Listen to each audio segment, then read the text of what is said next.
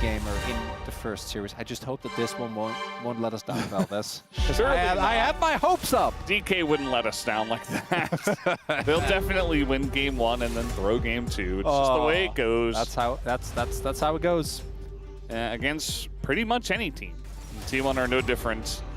And there's Kalista, there's Vi. Will we see a Sion ban? Jace going to get banned. Gwen is still up. Yeah, I think you got to ban the Gwen. Although Rumble is available. I don't know if you do. Maybe you don't. Maybe you don't ban Gwen.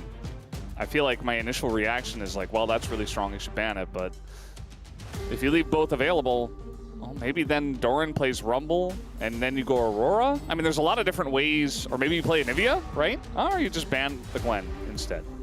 That's also an option. Still going to take out the Gwen. Azir is a notable pick that is still open. Varus.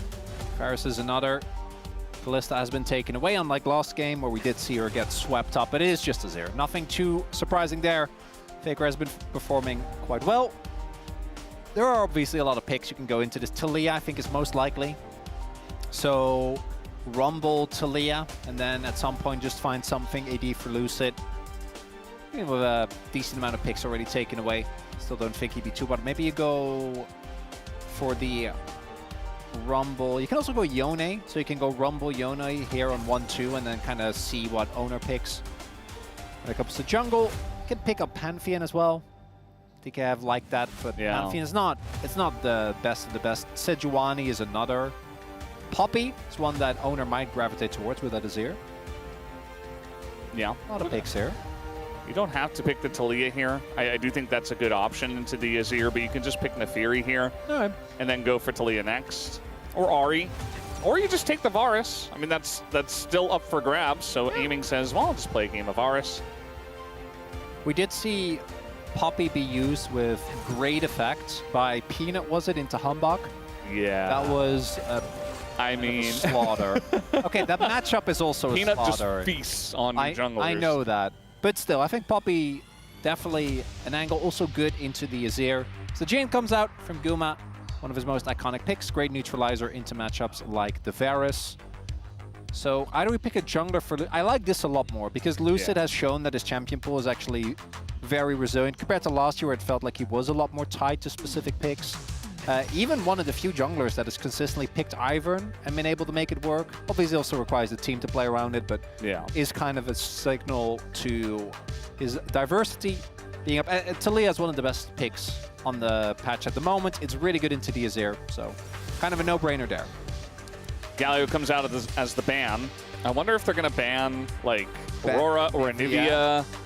Like, you can't ban them all. I feel like our teams are beginning to figure out more and more counters to the Rumble and lane. Feldas, if it's Doran and Nivea, I think you take that. I think that's okay. Yeah, I kind of agree, unfortunately. Also, part of that is that Doran hasn't played it yet. Yeah. It's unproven, you know. But Doran's form is really interesting to me because for all of his flaws, I feel like right now he's underperforming to the level he's had for 3 years, right? Which is a big deal because ever since 2022, he's been a top-tier top laner within the LCK.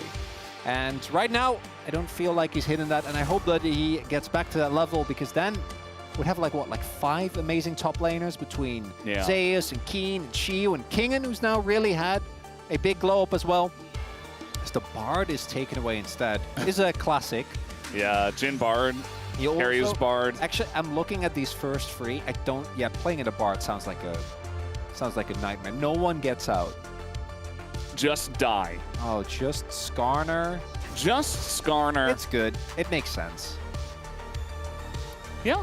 I mean, I think you have a lot of ways to punish guys that are going to look to go in. Thinking about an Ornn here for the top lane. That's a choice. Carrier, I know you've been playing this. I know you've been playing this, Carrie, but you cannot blind that. Cannot blind. Okay, good. Can't blind Nidalee. Well, you know what? I thought the Nidalee into Jace wasn't going to be a complete stomp, and then it was. So, what do I know? What is Barrel's pick going to be here? Unless we're doing some really weird flexing, which I don't think is going to be the case. Way obviously here. Well, he is playing into Nico, so he might have something. Renata? Braum?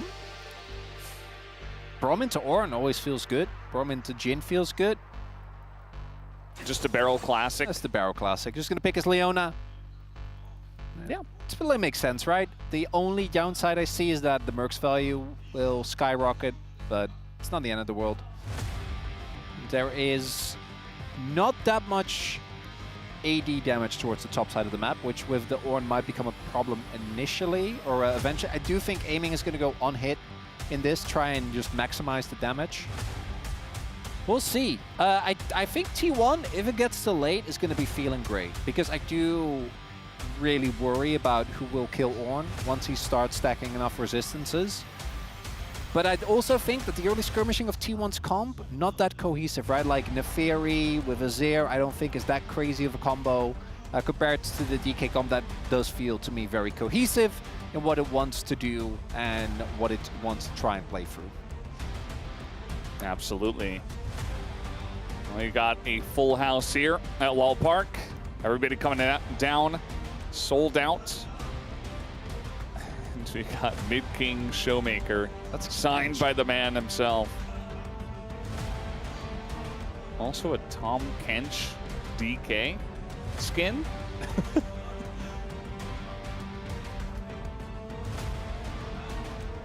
I'm looking at the little Hamtaro that's singing. I think he really wants to. Is this a classic? T1 win. Oh, I thought I saw at the top there was like the T1 fan and the D+ fan, and they're sitting side by side and maybe rooting for a different team. Could be the classic. Had a lot of classics today. Well, let's see how it's going to work here on the Rift for game number 1.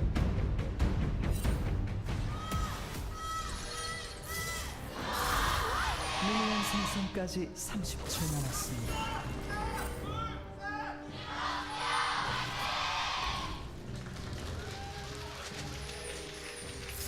All right, game number 1 of our second series tonight.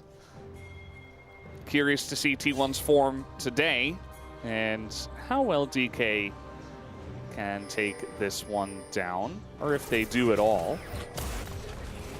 Ooh, aiming going for comment, so looks like he's going lethality instead. Will make him a bigger threat towards the rest of T1, so it makes sense from that perspective, but does even more so, I think, ties them to trying to perform as much and as well as they can in the early game. And not worry too much about what will happen if we scale into the later parts. Looking at rune setups outside of that, nothing too surprising here. Doran going for Grasp, I think, is pretty optimistic into Rumble, because early on you're not going to be able to really stack that.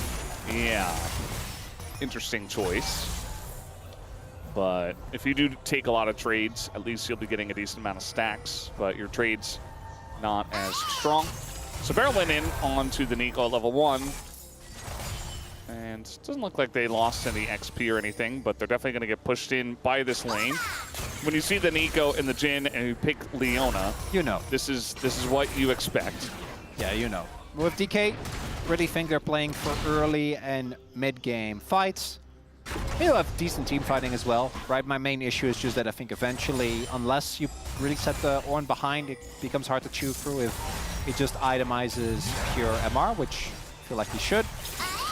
But mid-game, that's not going to be nearly as much of a consideration. Also, the dragons we have to take into account. There's a lot of minions being lost here, so Guman Carrier can be feeling good. But as you mentioned, you're playing a matchup that I think particularly pre-6 is always going to be very, very tough to play through for the Varus and the Leona, and then post-6, at least they get some all-in windows, which right now aren't really a thing. Yeah. Ornn in the past, when we didn't have the current meta, definitely was played a decent amount into Rumble, just because, you know, he's Ornn. He does kind of everything, especially in the past, but he can soak a lot of the pressure, can take decent trades as well, as long as it's not at the wrong time when Rumble's overheated and you're taking a bunch of damage. So I am curious to see how Doran does play out that lane.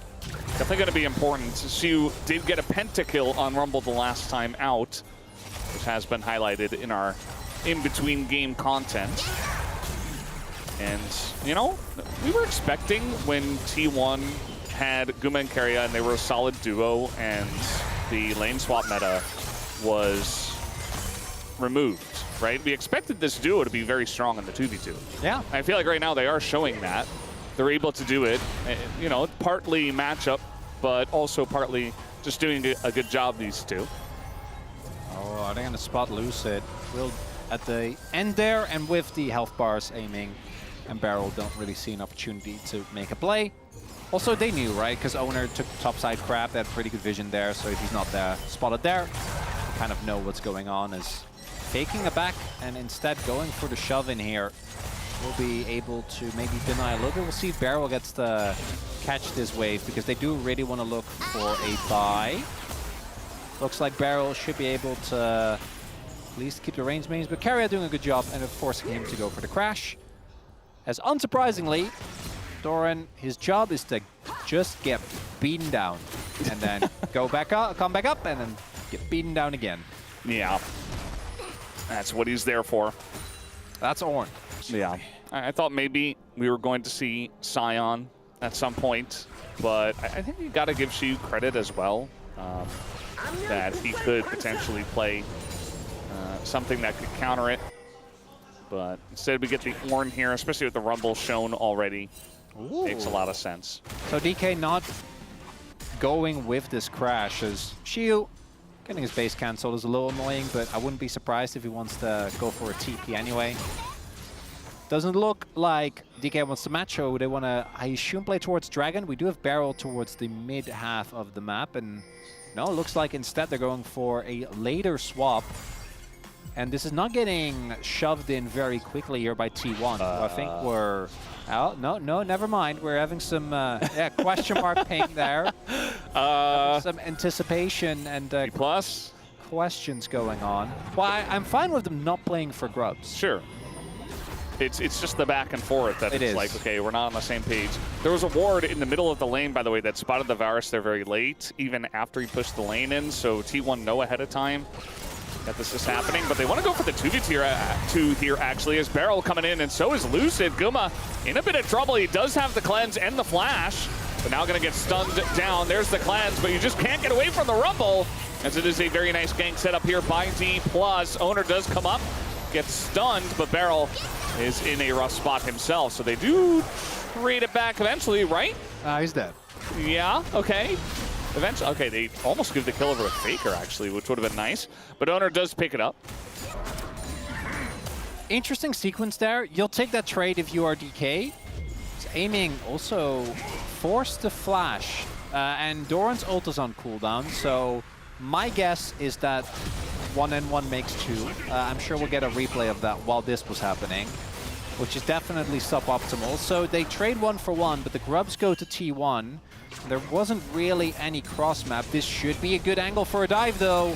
He's already aggroed on the turret, but I think it's fine. Oh, well, they kind of just juggle the Ornn in between the turret, and Doran is going to go in onto Showmaker, and now he flashes, which you're already dead, so you're not going to get away anyway. Just wasting his flash, and now trying to flash in is Carrier. That was never going to be a kill either. Maybe didn't know Barrel was there, but either way, kind of a funny scenario that they do find themselves in. So kill goes over to D+, and maybe they do the Dragon, but nah, we're going to back away. Not the cleanest sequence of plays I've seen there on either side. As we take another look, so we go back here first. I think they thought Barrel had already moved down, so they think that this is at worst a 2v3 or 2v2 because they do have Owner towards the top side of the map. But Guma, this was a problem for him in the previous series as well. Overextended, trying to exert his pressure a little bit too much. And then trading for Barrel is nice, but this is still a lot of resources that the Jhin will not be able to get. Just the Owner does pick it up. I think Owner getting kills on the Fairy is fine, because it is one of the strongest snowballing. And then here it starts off really well, because he gets the flick. I think Doran thought he was out, and because of that CC layering, Doran doesn't get to, I don't even know if he had it, but he doesn't get to use the W to negate it. This flash though, no idea. You're not, like I know Carrier's there. And then, they're not even going to show the Carrier flash. Yeah, the Carrier flash. If Doran had his ult, you know, he did get the flash for aiming, but if Doran had his ult, he might have lived there. Unfortunately, aiming won't have his flash for this fight, as This is going in directly on the Guma, but that is pretty deep. Keria zoning with the Pop Blossom as Lucid getting incredibly low. He will be punished for going that deep, but they do trade it back onto the enemy jungler. Now trying to take down Showmaker, but it's not exactly working out. They finally take down Barrel, and now Showmaker 1v3, but Faker dashes over the rocks and aiming nearly full health. He's going to take a big chunk, but now DK immediately turn it around as they go way too deep for that one, and they get punished immediately by DK.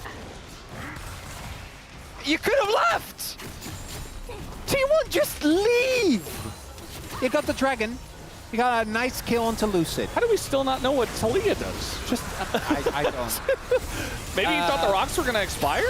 Yeah, so the rocks are down here, so I assume he just didn't expect it to be up already. Because when he goes for this play, just watch this. The timing is actually quite crispy from Showmaker. There you go, just the last second, and because of that, the play doesn't work. But even if that flick does work, like aiming is just, I know he's not on hit Varus, but in these longer fights, once a kill comes through, he gets his passive, he gets so much free attack speed.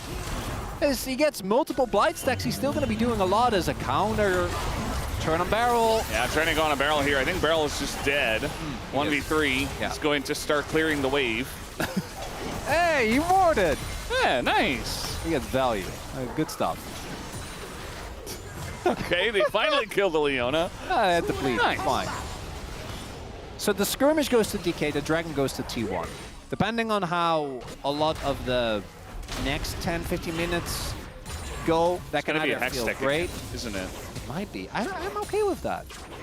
I don't mind I'm it. fine with that. If it's Infernal, Infernal would be cool, because I think Infernal will solve some of the issues that DK will have when it comes to eventually, like on a long enough time frame. I do think they can cut through Ornn, because you have pretty good shredders, right? You have percentage health on the Rumble Q, you have Talia who's going to go, I assume, for Leandries.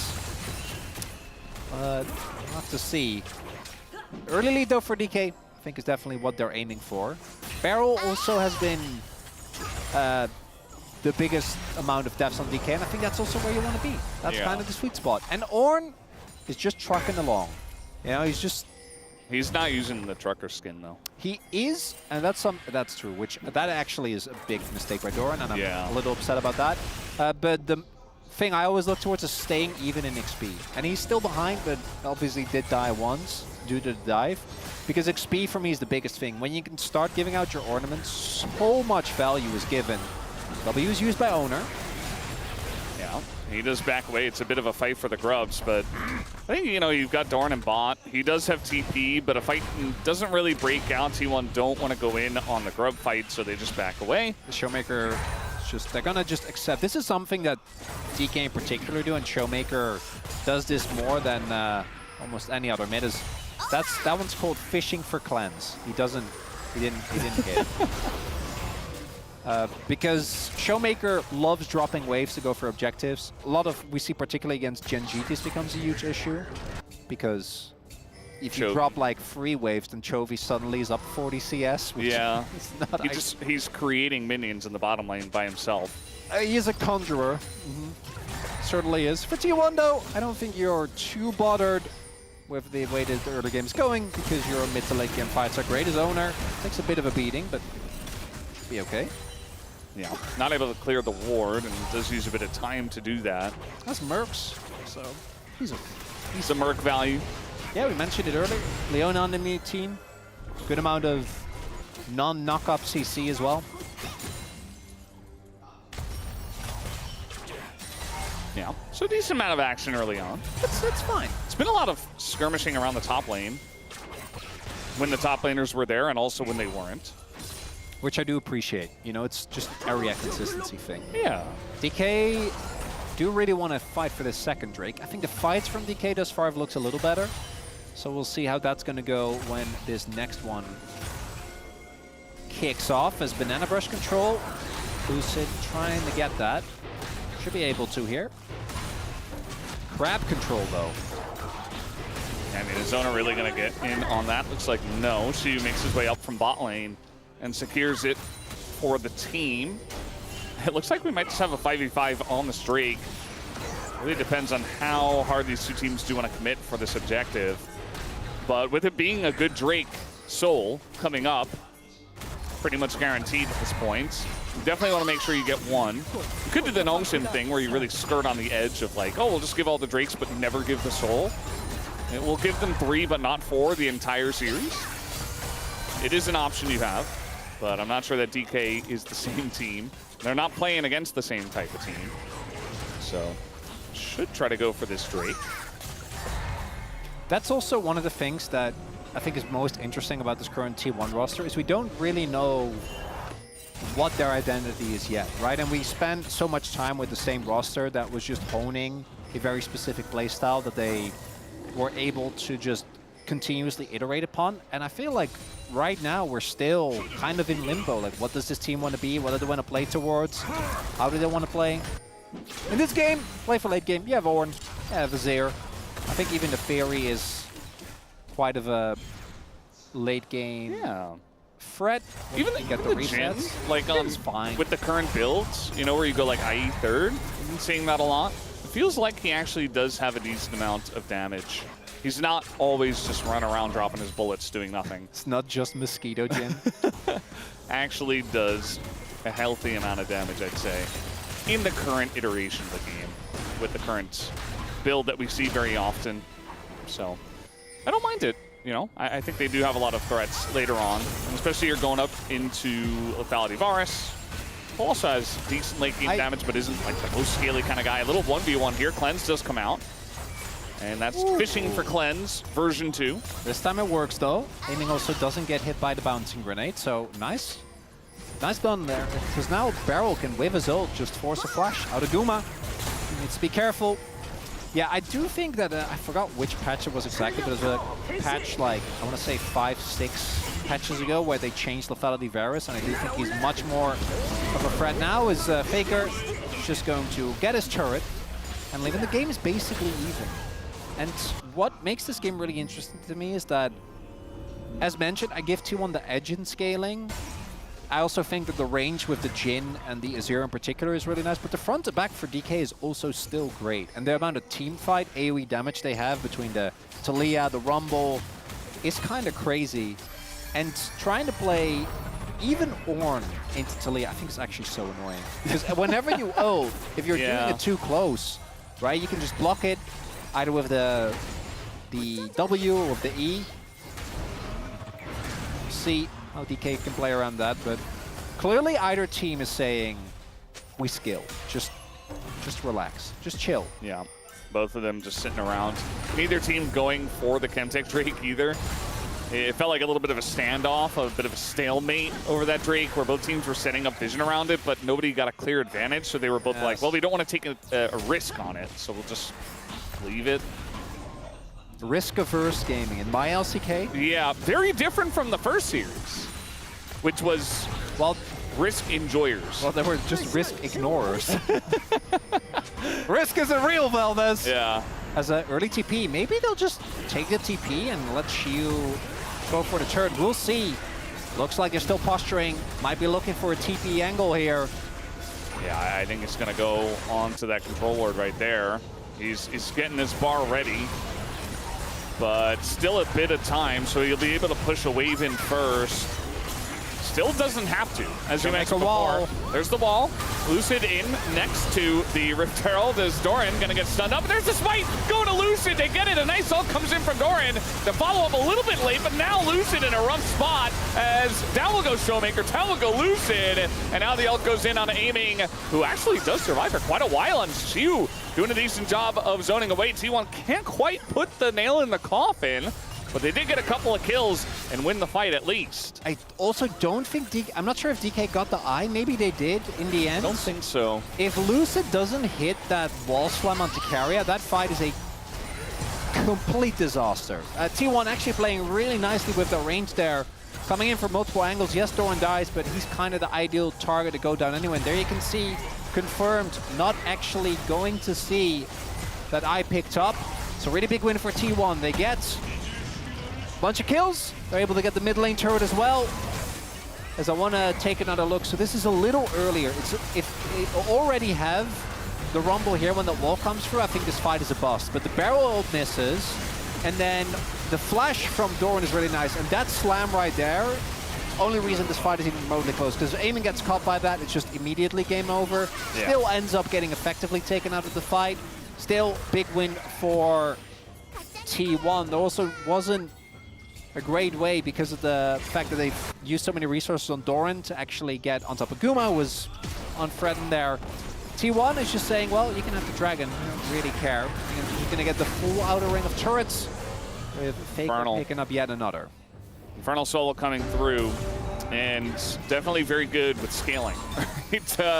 Probably our best Soul. So we're in this one for the long haul. It's still a relatively even game state, but T1 definitely took a big step into the lead after that fight. So gotta like their chances, you know, with their scaling comp, with Infernal Soul on the Rift. It feels like they are in control of this game right now. Now there's still threats on the side of DK, obviously, but gotta like their position here. Feels pretty good for them at this point in time. Do agree. We'll see. Knowing DK, we are going to get a crazy Otacon setup as Barrel goes in. Just baiting out the ult, you know. Just a normal day in the life for Barrel. And now we got, the big impale gets him over the wall as well. And that's the end of Owner. And T1, they were in a good spot, but now they're losing two as big damage comes out. And the flick on the Faker into the ult from Aiming. It is massive for DK, and right before the Otacon spawns. Oh, according to Barrel's plans, I can hear Atlas yell. He's not even in low bar as Barrel sets up a tasty bait, and guess what? They fall for it, as this should never ever hit the mark. Although Lucy's gonna take it. Don't even just throw it away. There's no chance you're stealing that as Jin. It's not gonna happen. Yeah, if the wave was pushed up, or they didn't have Talia or Rumble, that might work. As of course you go in on this, because it's Barrel, and you're like, Barrel, why are you here? But then that knockback, the cone, the action cone, and then the ultimate from Lucid, immediate toaster on top, and just a moment of weakness, costing T1 so much, and then Showmaker, just to ensure that there is no salvaging. I want to hear it. 야, 니코. Saying Nico. 빠르게. 이거 뿌리면 빠를 수 있어. 라피. 노플. 이거 없어? No flash.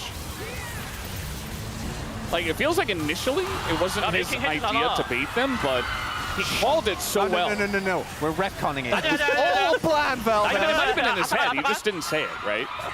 But actually, his calls afterwards were so clean. Like, he knew exactly that the Nefiri didn't have flash. He knew exactly that they were going to win the fight from the moment he got over the wall. So, credit to him. I was actually impressed by the way he called that. So, you know, for all of our memes, he is still the law master for a reason. Oh. Classic Barrel. Classic Barrel was. Here's a replay. I guess Faker just died. Or maybe they got his flash. Yeah. Got flash, yeah. That's big, though. Aiming still doesn't have his flash for now, so it would have been a much juicier target. As the Otacon, we do see T1. Their wave play was obviously very good. Not playing into Baron, so they can just sit here, kind of let it be. As we do see Doran about a level behind, but has now hit level 13. But it's really 14, 15 that I'm always looking towards, just making sure your teammates also get the benefit. As we do get the TP, and I think that's enough for them. Yeah, they get Doran's TP. Faker took a bit of damage somewhere, but yeah, I mean, they don't have Baron, so this is kind of what Ox was talking about on the space, where it's like, well, you get Voracious out of Con, and you don't do anything with it, so you don't have to, you know, flip the objective. Now, DK getting it because they won the fight obviously is good, but they don't get a huge amount of value out of the Otacon buff itself, other than that TP. So, you know, it's marginal, but it's still good for DK. It's fine. It's okay. Fine. It's fine. It's fine. It's all right. Third item for Aiming. It is what it is. Yup. I don't really have a catchphrase like that. I feel like you and Ox, when you cast, it's just catchphrases. Yeah, like that's how we cast. Yeah, that's back just being and forth. repeated back and forth. Yeah. I mean, I don't think me and Wolf can really claim the phrase "it is what it is," though. You know, that's just. No, I know. That's a global one. So now we're fighting over these Infernal Drakes. Otacon buff is gone. No Baron on the Rift yet. So Doran kind of just has to group up, which is fine, but it does potentially delay his level 14, which is what you were talking about. Free levels for aiming here. Or sorry, free items. He has more levels. He's at 13. He's level 3. Should be looking at getting Cyrildos next, which is going to make his damage even more threatening. And you can see Banana Brush control. They're scared to actually go in on Lucid. And they should be, as this might be a make-or-break fight, right? Baron is spawning in about 50 seconds, and T1 calling the bluff, saying if you just fully commit to this dragon, getting an inner is nice. This isn't sole point. It looks like T1 is just going to take that, and I think this is fine. Yeah, I think it's the right call. It doesn't feel amazing, but you shore up a little bit of your gold deficit, and also you didn't want to push into that because you didn't have any vision control. You didn't have any control over the pit, so you just say, well, we'll take the next best thing, which is the mid turret, right? It's not a... It is what it is. I'm also not the biggest enjoyer of the Collector. I've actually been really enjoying the RFC second, just because it means that you do get so much more mobile and like your effective range goes up so much. Shiyu does take those away from Owner. Very rude, very mean. 2 item spikes now been hit, hit across the board for DK, except for aiming, who as mentioned is sitting on an extra one. And this game still very much up in the air, which is how we like it. Well, this is all going according to plan. Yes. Not down to earth, this one. Very much up in the air. It's floating, well, it could be, like a balloon. You can be both up in the air and down to earth. Yes, technically, but not literally. Not literally, no, but metaphorically with how those two work out, which is weird. I feel like they should be mutually exclusive. Should be. They are, literally. Well, literally. But not figuratively. Yes. Yeah, but that's just not consistent. Why aren't they? That's just the way the English language works. Fair point. There's no consistency, really. Yeah, kind of make it up as you go. It's a very silly language. Blame Mox for that. Unlike Dutch, which, as we all know, is very serious language. Doran's kind of just being run down by a guy who has Leandries. There are a lot of people on his way. It's not a good feel. And I don't know if Doran has an answer other than trying to TP away. And he should get out. Yep, there you go. So they got his TP again, just this time in a different way. That is big, though. There's a TP for Showmaker. Shields is slowly becoming available. If you have double TP, the sideline pressure that DK can go for is kind of crazy. Showmaker can also really easily rotate over to ensure that he is part of a play. Doran, still level 14 has been hit. That's something. He's able to catch the wave. He's trying to hit 15. He's pretty close. His upgrade yet. Yeah. Would like to see that be done. Maybe when he groups up, you know, when they feel like they have to fight, which might just be in 2 minutes, because this has been a very risk-averse game. Probably Faker? Faker first? Yeah. He's the sole AP source. A good idea. Makes the most sense. Otherwise, I mean... It's not Jhin. I you know going for that. the collector, or what are we doing here? Giving it to Owner is fun. There you go. I mean, does make the most sense. Yeah, but not over Faker. I guess Owner is at least the one guy who's decently He's fed. big. So. Yeah, that will make sense. But again, the itemization for DK, I think, is not really leaning too much either way, honestly. Yeah, they're on the fence, which is also not down to earth or up in the air. It's kind of in between. Yeah. Yeah. Because you can be, well, the problem is that down to earth you can just combine with a lot of the other things. Because on the fence and up in the air are actually, they're pretty close in meaning. Well, in figurative meaning, but not literal meaning. Not literally. We're talking which is what I'm talking about. Okay, but if we're talking literally, there's no, it's so obvious. There's no conversation to down to earth and like on the ground, that could literally be the same. Well, yeah, but that's just not interesting. What's the point of talking about it? I'm just saying, that's it. Well, I know that. Yeah, Yes. that's it. Yeah. When locations are the same, they are the same. I was just pointing out that, you know, up in the air and down to earth are very different. No, that's fair. Before, They are that's how this all places. started. Faker. just, okay. Little disengage cone. Getting a little feisty for Grump there. Yeah. Gonna be in any trouble as Doran has a level 15. Upgrade has come through for Owner, and are we trading Soul Point for Baron, which is what T1 won, or are we flipping the game on another fight? I'd say a trade is more likely in 3 this items game set. for Guma, by the way. Oh, Void for a Showmaker, that's huge. Doggos. That's a big bleed between the Serpent's Fang and Yeah, look at his health. on the finished right. items. Like, that's a lot of damage.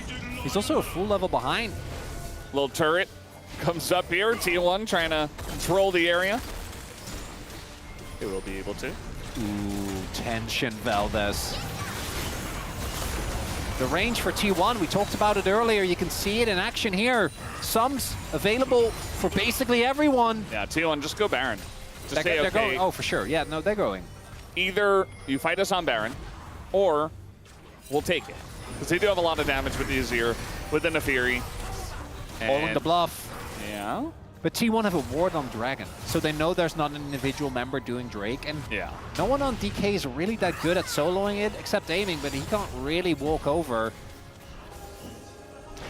Yeah, but DK, they know that T1 aren't going to take the risk of starting it at this point in time. There's so much AoE damage is the problem. If you're in the pit and you get toasted, or Showmaker gets on top of you, Or maybe they will blow you just up start as it. well. Oh, okay. Well, they started it and then they didn't. So they're trying to turn onto a Leona. Not the best idea, but Beryl does get extremely low. As now Doran also not the target here. Getting onto that back line as huge disappears. The damage was insane. As he just gets crit down. Beryl also in trouble here. Amy taking a bunch of damage as now the engage comes in from Keria. And Owner is going insane mode on this back line. Incredible play from Owner in that fight. And DK, they tried to call the bluff and they got stomped down. Shiu thinks he's tanky with these items. It makes a little bit of sense, but instead he just gets one-tapped.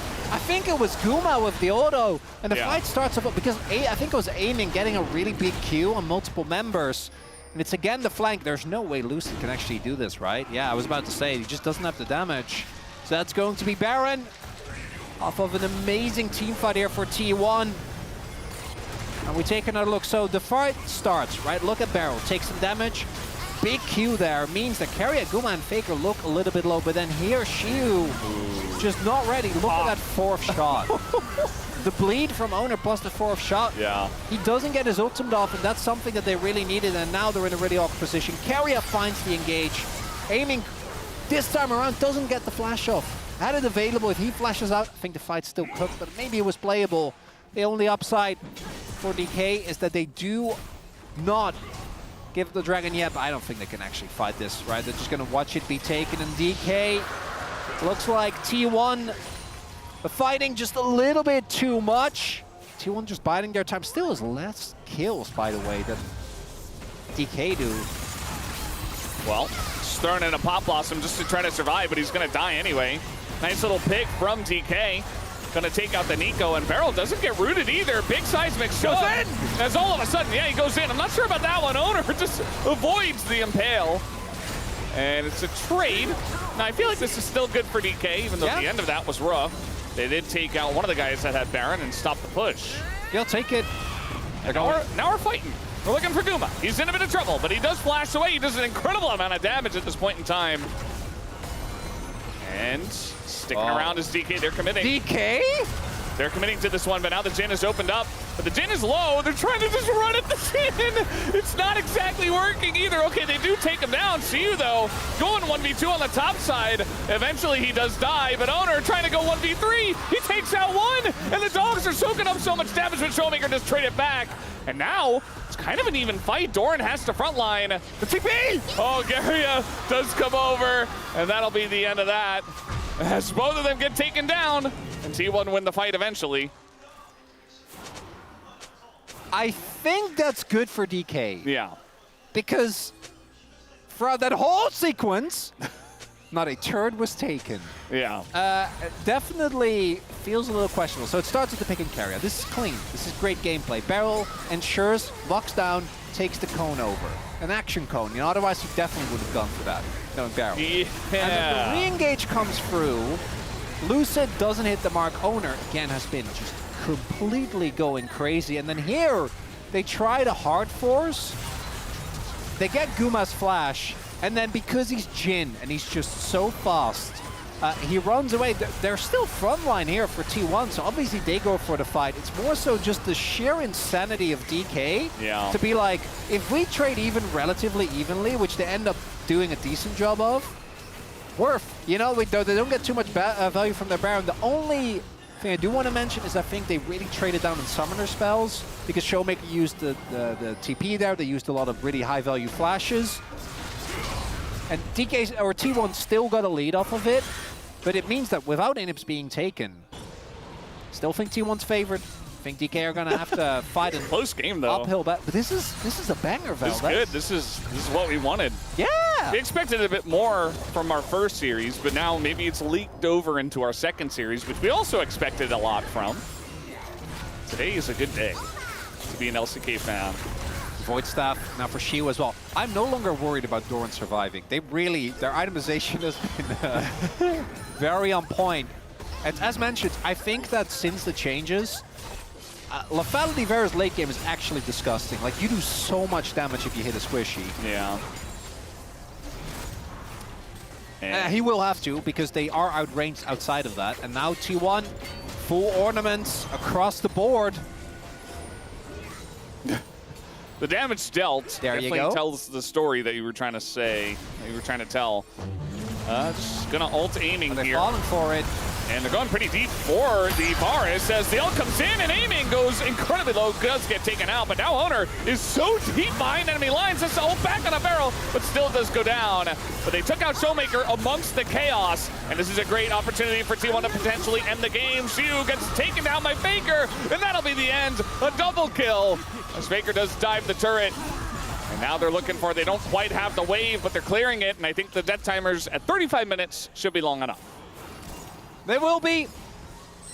Doran on a tank, Guma on Jin. The T1 going to get themselves a big win here in this series. And great one to start, back and forth here. T1 though, once they got control, once that fight came through, once Shiu ended up dying, didn't really ever feel like T1 was gonna relent. And relentless they were.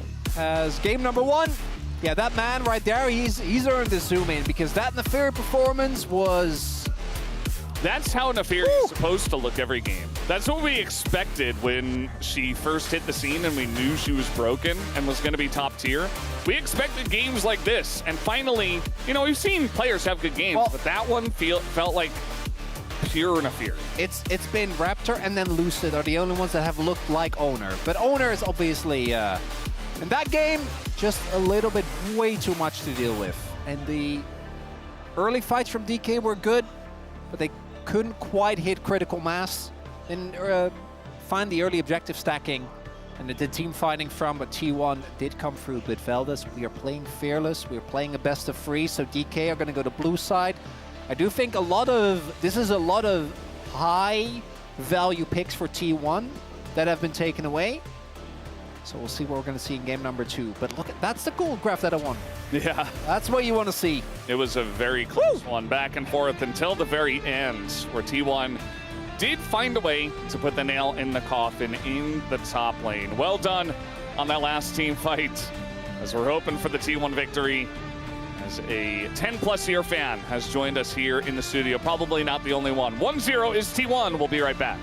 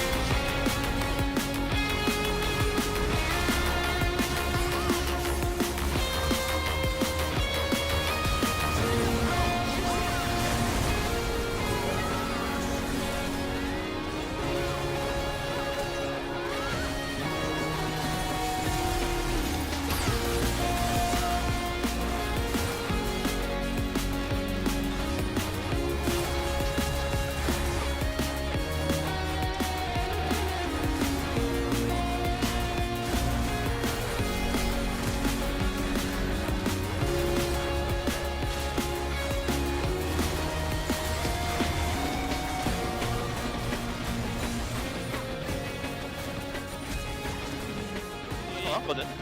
모르는 정면에서 공만 빨아줘. 나에서 볼게, 여기서 볼게. 할래? 오케이. 살려. 볼게. 나 가는 중이야. 딸 보자. 고고고고 와봐. 나 막다 있어. 딜대. 살려. 나 죽었다. 스킬 한번 써볼래? 아니, 돼. 살려 잡았어. 뒤에 좋아. 봐봐. 안 끝이다. 해줘. 나 더블 아주 시간 하나? 끝나게 다 웨이브. 좀 멀긴 하다. One invested a lot. That was basically a picture-perfect draft for them. Doran, though, admirable performance. And this is what I want out of Doran, right? And it's not just Ornn that he can do it on. Even on a lot of other champions, we've seen him do it. And I was a bit of a Doran defender leading up to the season, and so far he hasn't paid me back yet. And I would like that to happen only domestically. Just want to make that very clear. Domestic only. I don't want to get into a domestic Doran defender. Domestic Doran defender, absolutely. Yeah. As we Triple D. will be seeing, I want to say, what am I going to take away as well? Maybe just continue with the banning of Xin Zhao? Because you do, like, you can pick it, first pick it. So maybe DK leave it open and just, or okay, first picking it. Oh, there it is. Yep. The Doran Scion it's ban. warranted. It's warranted. It makes sense. Doran did very, very well in the tank versus carry matchup against Xiu, because that's his strength. That's where he thrives. Yeah, so they banned Xin Zhao and they gave Gwen. Xiu looks very happy about that. Now, what are we picking into Gwen? I don't know if it's a tank, because it's not going to go well.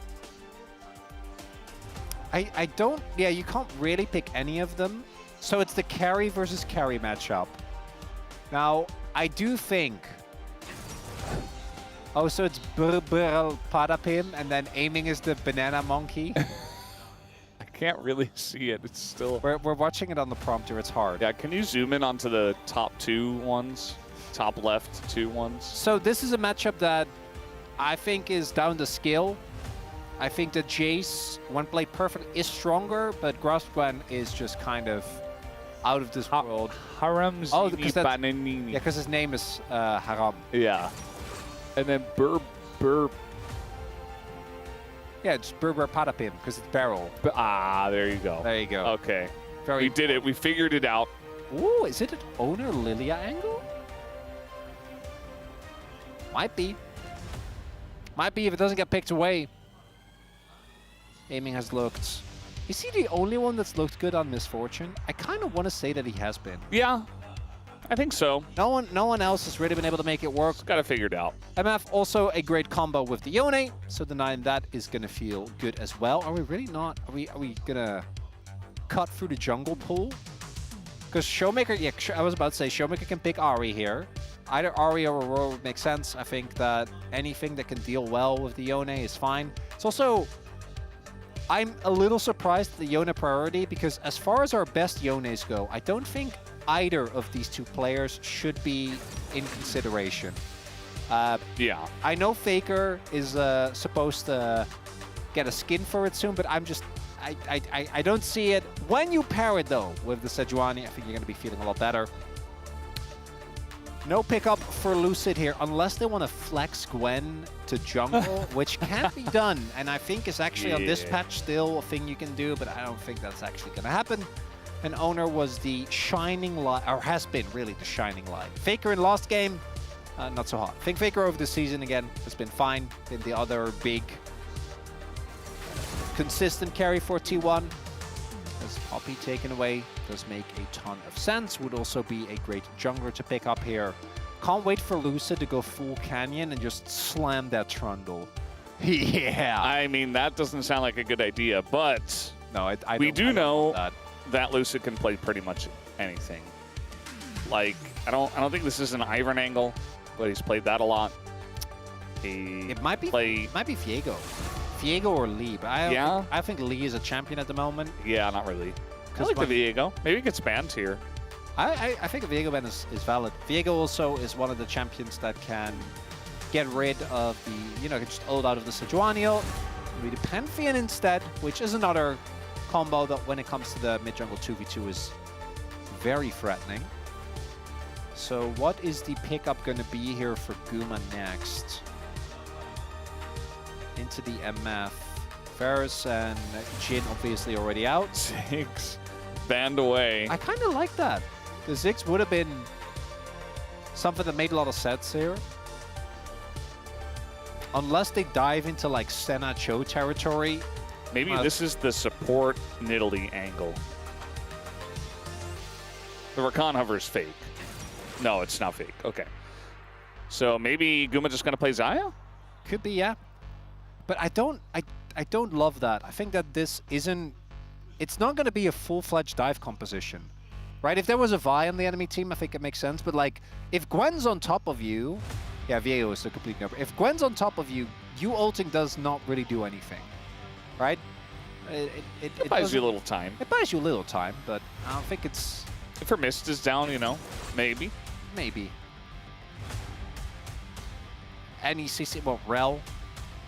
I'm trying to check. Hasn't been taken on the board. Yeah. Beryl. It's Beryl. It's the composition from DK. Basically, it tells you what it does on the. It's very straightforward, right? It's a early game skirmishing and snowballing comp. It has a great late game win condition in the Gwen, but Gwen really at this point is in any point of the game win condition. And if they get to mid to late game team fights without really any substantial lead, I think they will struggle. I do think that the matchups are a lot better. Last time T1 had a neutralizing matchup in bot lane that they actually played really well, was even winning early, right? Guma and Keria looked good. Keria out of lane not so much, but in lane he was fine. And then in top lane you had Doran on the tank. Now you have Doran and Carry versus Carry, and Xayah Rakan into Rel and MF is not a great matchup. I don't think you're gonna have the best of time as Bengi. That's expensive. a little oopsie there happens to the best of us. Yeah, it's expensive, so it's fine. You know, it's not gonna get any damage because of how much it is worth. That's Beryl Alistair, I assume. Yes. She didn't go to school. Should be preparing for the college entrance exams, but instead, she came to the games. Get the win with the loss and then 2 wins in a row. I think we have a pretty good shot, at least in this game. If they don't win with this composition, it was just not going to happen, right? This is peak DK for T1. Still think they have a great composition, a lot of comfort. I'm looking at the Yone, though. We'll have to see how the execution is. Let's see how he does in that mid lane. Here's game number 2.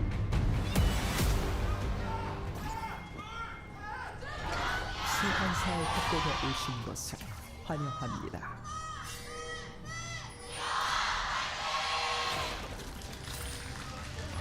미니언 생성까지 30초 All right, 남았습니다. here we go. Into game number 2. We got a little setup up in the top side, but doesn't look like anything much will happen. Beryl gonna get a ward. GG.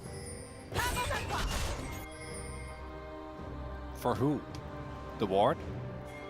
For DK, they won because they got the first gold. I see, even after all these years, you have not Minion lost League your Sense Korean solo queue attitude, Velvet. Yes. And I love that. That's how it goes. It changes you as a person. Permanently. There's no going back. Oh, wow. So, Conqueror Gwen and Doran also going for phase rush. So the phase rush makes sense because you don't win the longer trades against Gwen. Yeah. But Chiu going for the Conqueror instead of the Grasp is kind of crazy. Not something we've seen often recently. It's really been just Grasp. Here we go. Yeah. Nice little trade back and forth, but at the end of the day, it's still Rakan, so I mean, Carry doesn't really care about that. He can just heal up. PTA MF is also not that fun to face early on. Showmaker obviously should be able to bully Faker as long as he can dodge these Q3s. Faker's going to use them to try and soften up the wave. As last game, Doran actually having a really, really good time. Into Shiu, starting off strong early here as well. As Pry on the wave. Obviously, makes sense, right? You're a skill up. So first few levels, we think it makes sense for the Jace. As ooh, that Q3 not hitting for Faker there. Yeah, I mean that lane, as we've already mentioned, not going to be a fun one for him. And yeah, I mean Showmaker knows how to play it out. It's pretty simple, you know, just auto, press W, and then auto. And you'll get electrocute procs. It's great for trading. And she's going on into this one, but he's going to hold the wave in a good spot, at least. They do know roughly where the ward is. We'll see if they can play around it. Maybe set up a play onto Dorn. But with Phase Rush, I think he's substantially harder to lock down. And Owner is also in the area. I think you feel relatively confident in your 2v2 if you're T1. Melee form plus... Oh, aiming area? They're going to take a huge amount of damage. Aiming just sidestepping out of that one. Vivero goes in on the feathers. And now Guma just walking forward into them. And he's got the most health. He is the most dangerous person. So takes a very good trade. The Q does miss the Gleaming Quill from the Rakan. But it's still a good situation here for the T1 bot lane. But is it as good as getting double scuttle? I don't know. I don't think so. We're not going for this, right? T1, we're just going to let them have it. Very good. Good call. Showmaker missing. I think they should have gone for that. So, Owner not having the best of time early on, as is to be expected with his mid lane matchup the way it is. Shiu actually going to have his TP. Doesn't complete his back. I thought he was going to be forced to TP back early, but looks like he will still be able to catch the wave. And bot lane, aiming says, I don't like laning against these guys. I am going to buy a call and not care. Yeah. And guess what? Fine. So did Guma. Yeah. That's just the way it goes. You get a call, you go top. You start farming it out. We already saw that these two teams were relatively risk averse. They are not investing in very risky things. I love me some jungle tracking. So we actually saw question mark ping there on Lucid as he was backing. Because he did actually get the bot crap and did a clear of his bot side already, which is why he's had such a big CS lead. Let's pick up a Phage on his first buy, which Phage is not the best component. I don't think you're necessarily super excited. Is Lucid pinging towards Owner his Raptors, but doesn't look like he'll actually make the trip over. This is bot lane, still looking good for Doran. See if level 6 can make a difference here for Shiu. Yeah. Doran definitely not the first person I think of when I think about Jace, but Jace in current form, and Doran has played his fair share of the champ. Like, yeah. And if you're a top laner in the LCK and you don't know how to play Jace, that's a problem. Maybe you don't belong as a top laner in the LCK. So, you know, I think that Doran going for the trade, saying, okay, you want the Gwen, I'll take the Jace. I think he's going to be just fine and will be able to hold his own. I say that as now Shiu going in with the needles. We'll see who does win the trade. As flash on in, one more auto would have done it. But Doran holds on to his flash and does live in the trade. Big win for Doran. Doesn't lose his nerve. Shiu invests a lot, but doesn't actually get the kill. With a bit more damage could have done it. Both of them looking like they will be backing, but Doran cancels his. Shiu does complete his.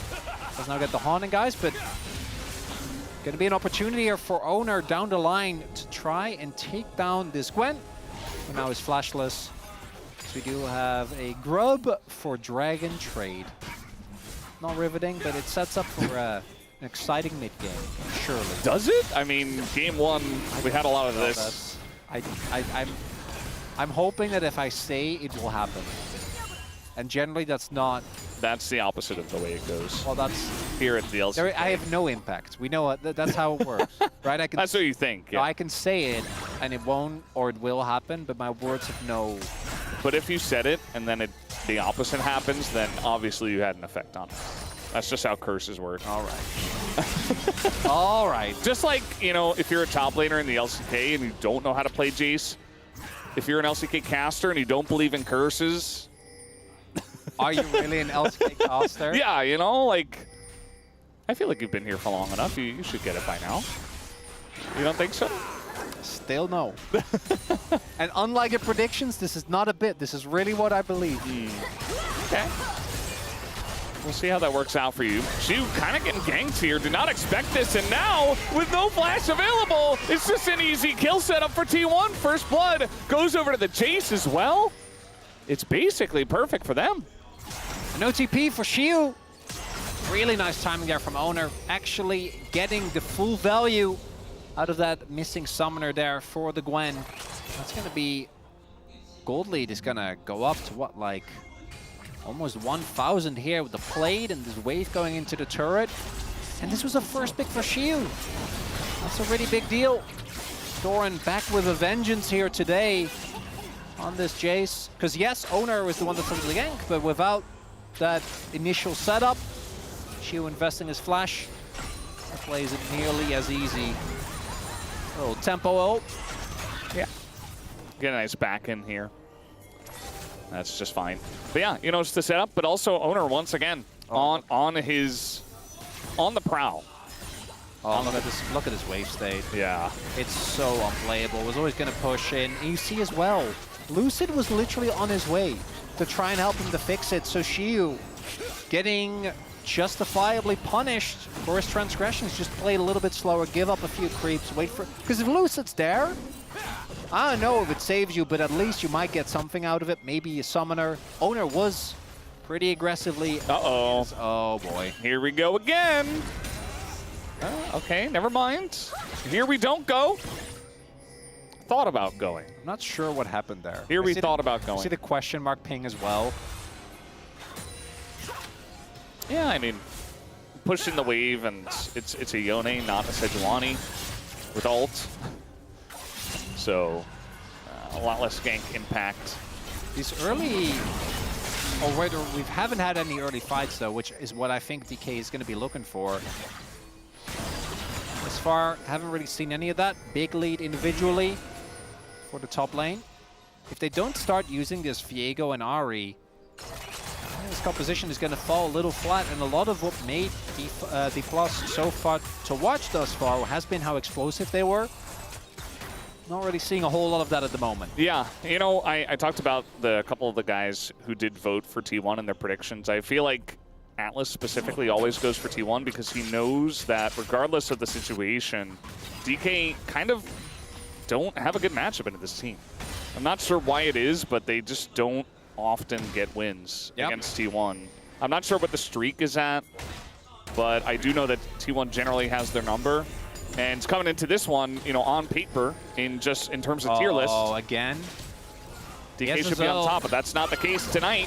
As he will in a bit of trouble. A lot is going to miss onto the Gwen, but will it matter? Looks like yes, it absolutely will. Owner does get away though, and it's gonna chunk him out, and Doran does take a turret shot once again, but... Ooh, you'll take that though, that's grubs. Good, yeah, that's gonna be 6 grubs for DK, thanks to Shu surviving that one.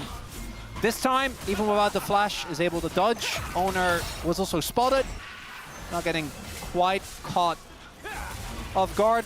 Still gonna maintain the gold lead for Doran, obviously. That's not gonna be fixed that easily, but the game state for DK, at least towards the top half of the map, not in as much shambles as that 1v1 matchup.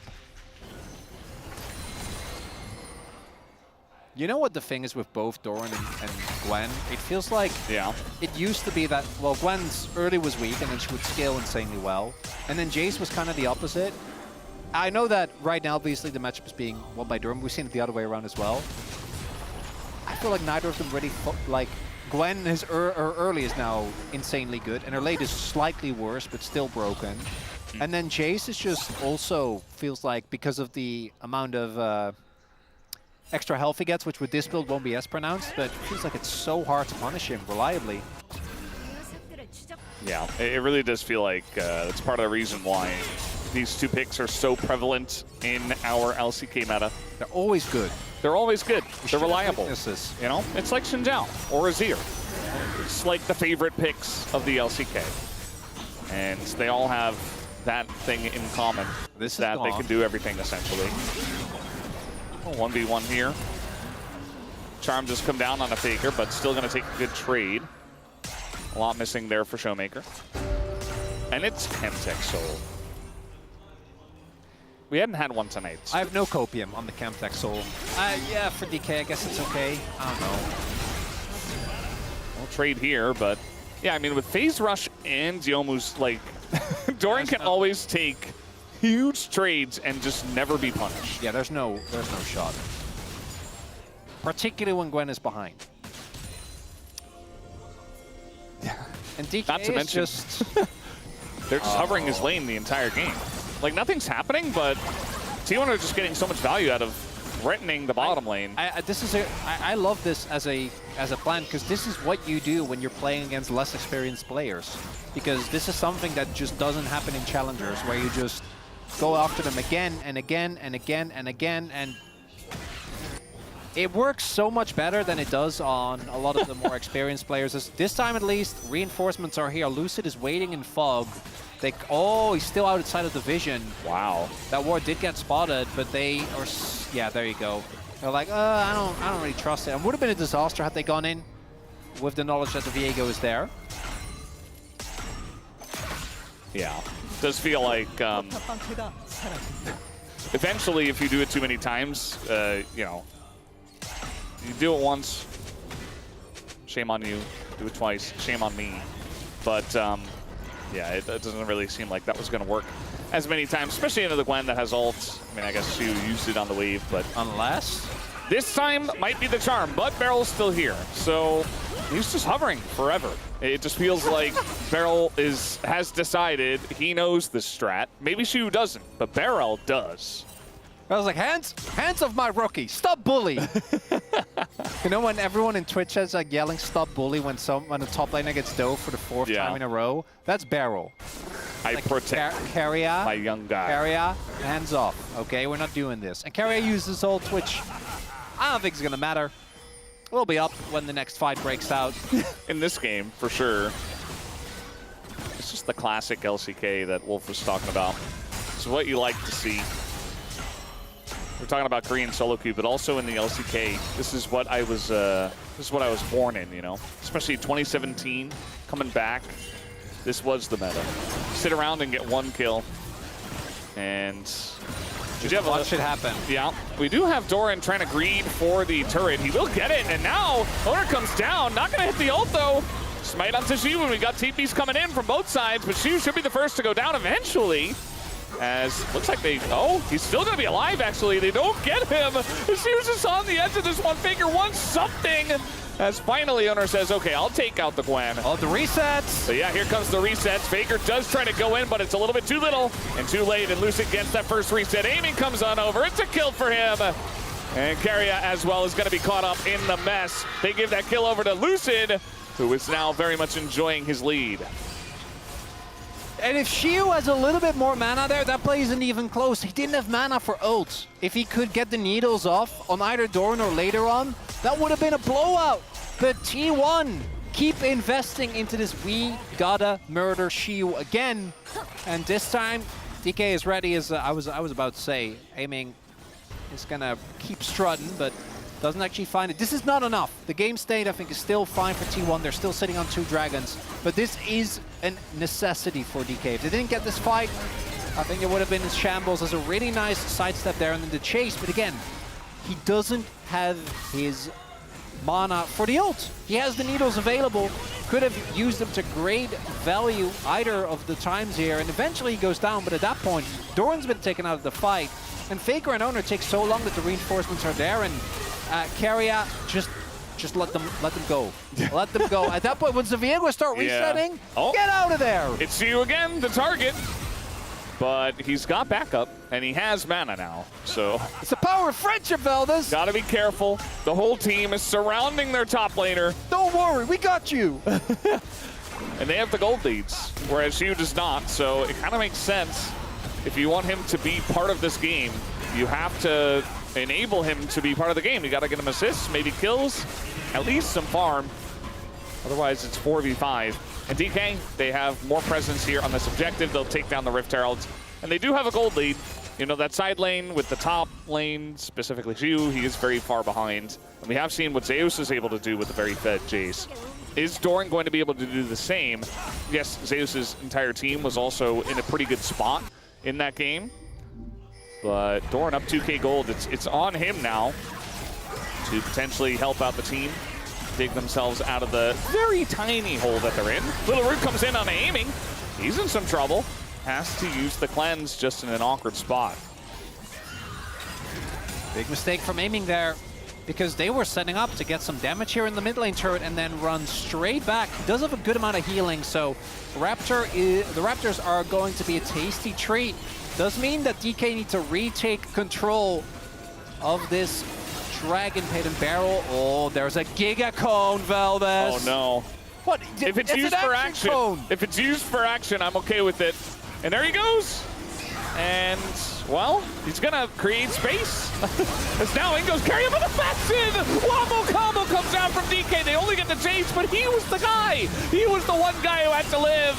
And instead, the rest of the low health members will be cleaned up here by DK.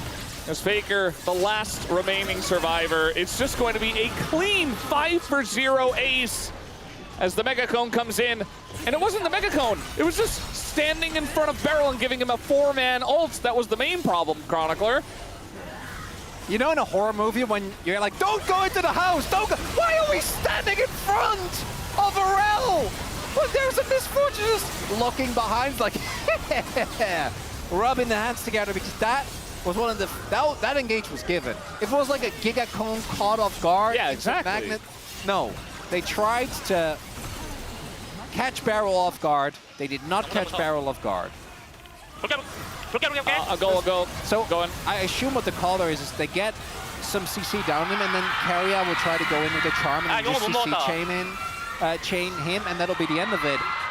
But even if you do that, like, unless you get onto aiming immediately, that's not quite enough as I don't know. Barrel? That's fine, it's Barrel.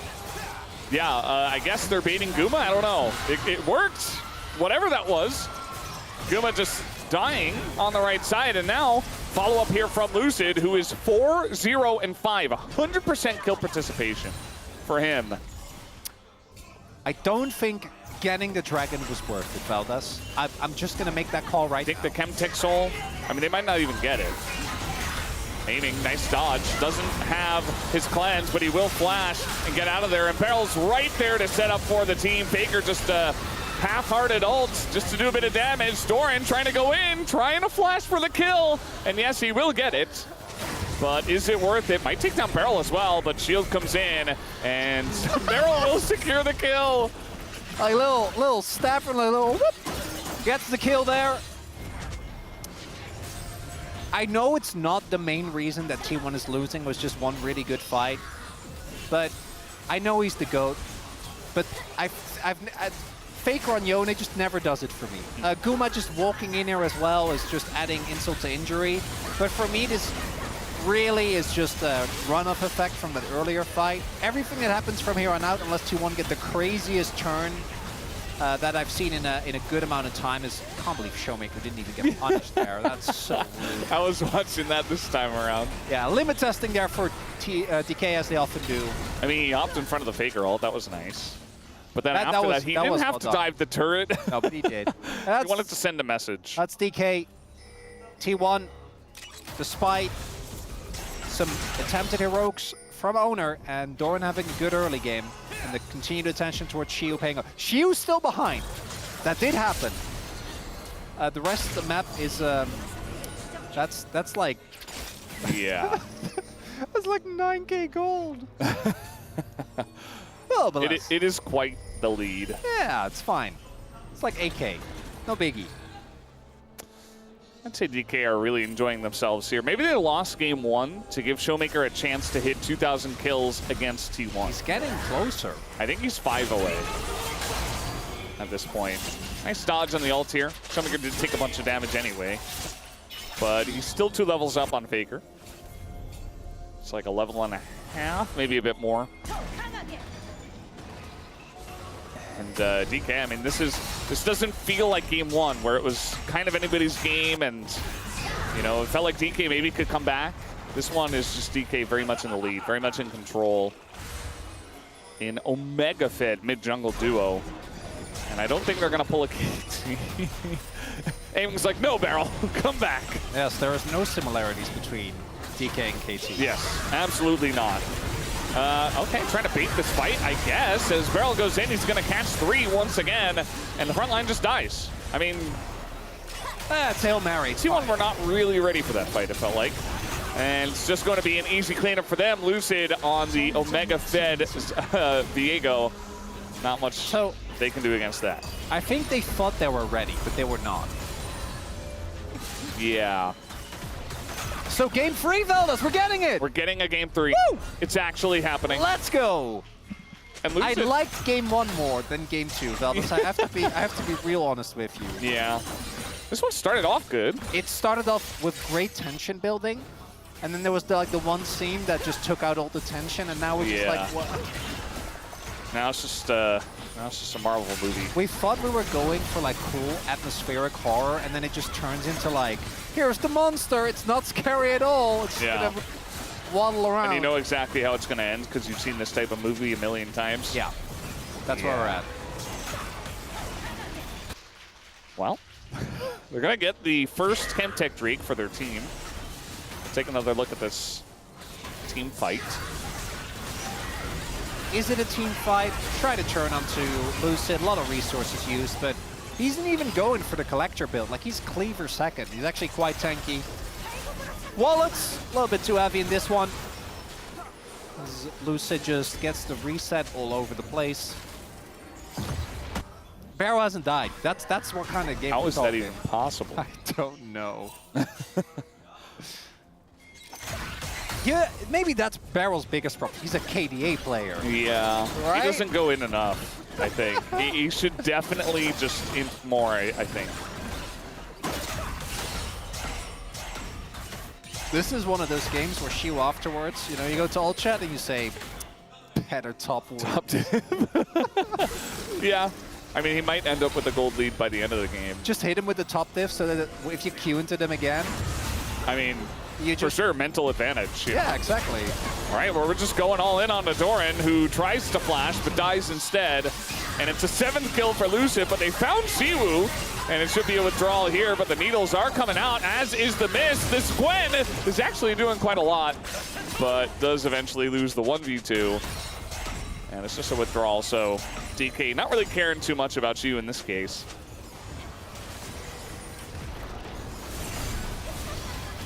Trying to think of analogies, fellas. That's where we're at. Yeah. What's your favorite horror movie? Do you have one? Like the genre? Not particularly. Makes sense.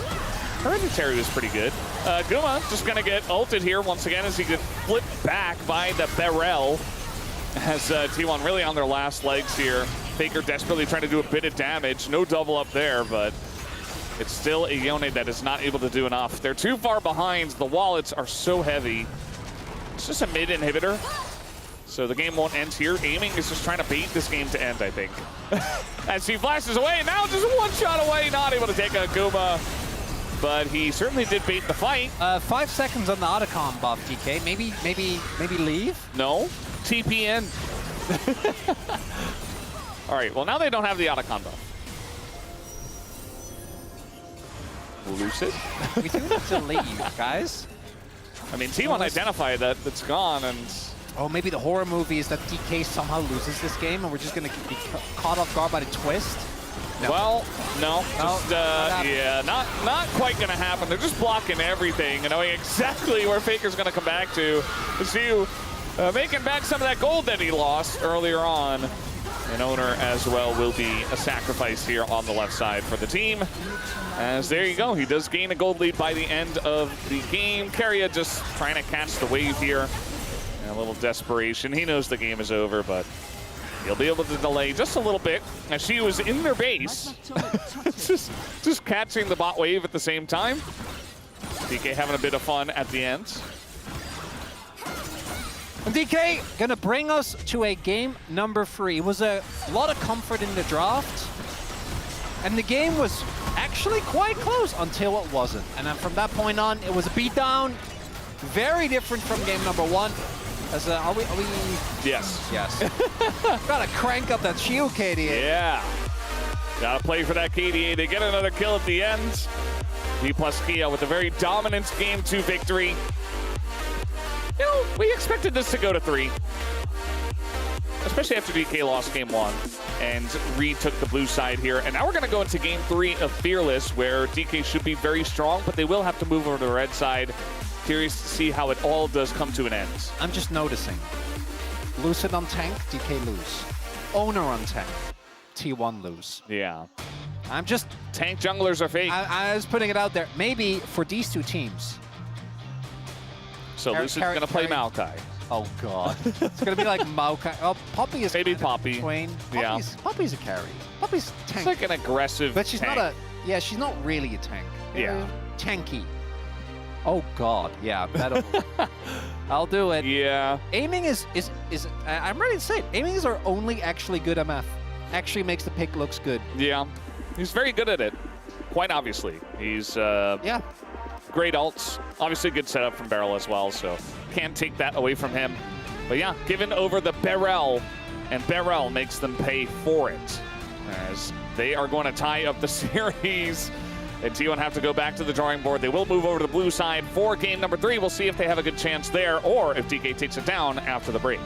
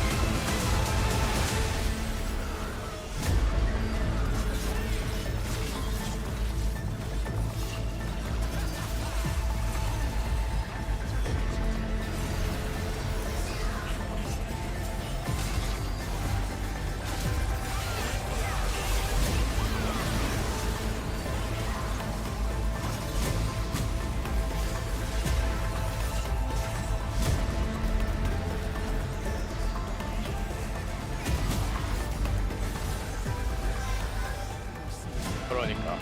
오 뭐야 이거? 오 뭐야? 야야야 뭐야 이거? 이리는데? 나 2, 3초, 2, 3초. 사람 해줄게. 야, 미니언 어그로 다 걸렸어, 우리. 아 끝나겠네. 오케이. 리포 오면 끝날 거. 나 텔네? 끄고 끝날 거. 아, 20초. 되지 않아? 도엔도 있는데? 하자. 영유. 한 번 더 싸워. 할만해, 할만해. 은혜 노플이야. 나 노플 노공이야, 얘네 노플 노공. 다이아도 노스페 노고. 다야도 노플 노공이야. 강 이길 듯. 다야 공한 3초 정도 남을 때. 아리 풀메오? 아리 풀메오? 확인했어. 풀메오 가자. 확인했어. 가자. 들어와. 이플? 야! 맞췄어. 나이스. To a real battle for second with Humble Life. Because I think right now, unless they're able to actually win there, people will still very much consider them, and me included, and I'm a known DK fan, to be pretty far off where Hanwha's, particularly when Hanwha's playing well, is Mbessa taken away. I think that's valid. I need to see that Victor ban on DK's side. I think that the casters kind of hit the highlight. I think Faker has not had a good series so far. And that Victor is pure comfort as they ban Sion instead. I don't know about that one. I don't see it as a Victor will remain open. So they must have a, it's going to be like a Kali or something. Like they must have a, because you know this is coming. This is a complete no-brainer. Victor, maybe that's what Faker needs in this series. Thus far has been underperforming together with many members on his team. Showmaker always looks like he's crafting up something, but right now especially. He's scheming. He is scheming. Jax mid? No, it's not Jax mid. Might be Jax, though. Poppy, I definitely do like. You can just slam Poppy here and really put it wherever.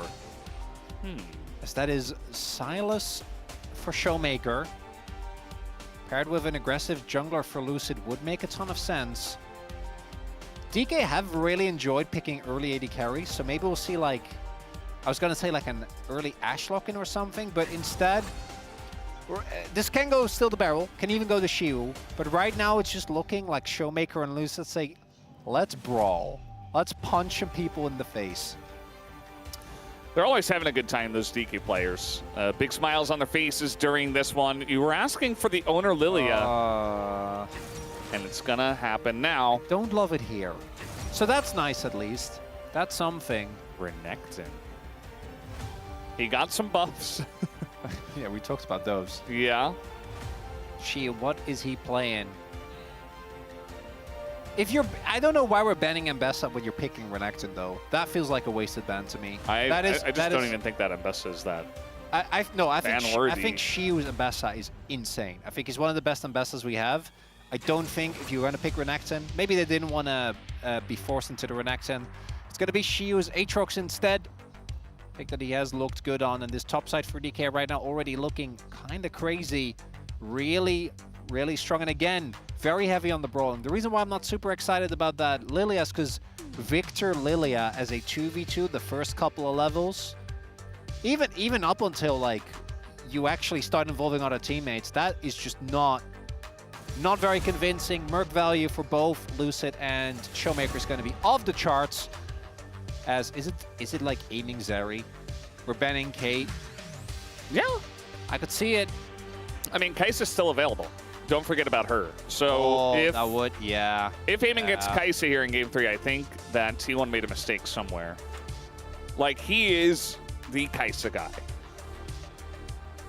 I don't think you should give him Kai'Sa. I agree. Senna. I mean, it is Guma Keria, so fair enough. And Jin was played. Varus was also played, as was MF. So in terms of long-range stuff that could punish a Kai'Sa. There it is. There's the ban. I do like owner on a carry, so I will hold off judgment as... Obviously, we're going to pick an AD carry here, and then we're going to not reveal... Well, I think the problem with Zeri is it does mean that you have actually no range at all whatsoever, even a little bit. Into Renekton and Lilia. Yeah, I think Ashe makes a lot more sense. I think Ashe has a ton of different modes. As you get fed, you can really do a lot of carrying with your damage, but you always provide great utility. And again, DK, as we would expect from them, we don't know where the puppy's going. Can be Lucid, but they can like slam an Ivern last second here as well. What is the bot lane for T1 going to be? Lucian. We've seen Lucian Braum already. Will it just be Lucian Braum from T1's bottom lane? Braum blind. That... I mean, at least you're still playing into a decent amount of low range, you know? Yeah, I'm talking about a lane matchup. I think Braum always gets value into these picks. It might also, again, be the Poppy for Barrel. We're not quite sure what the actual lock-in is going to be here. Well, with Bengi behind Lucid with the book out, I think it's going to be support Poppy. Let's see.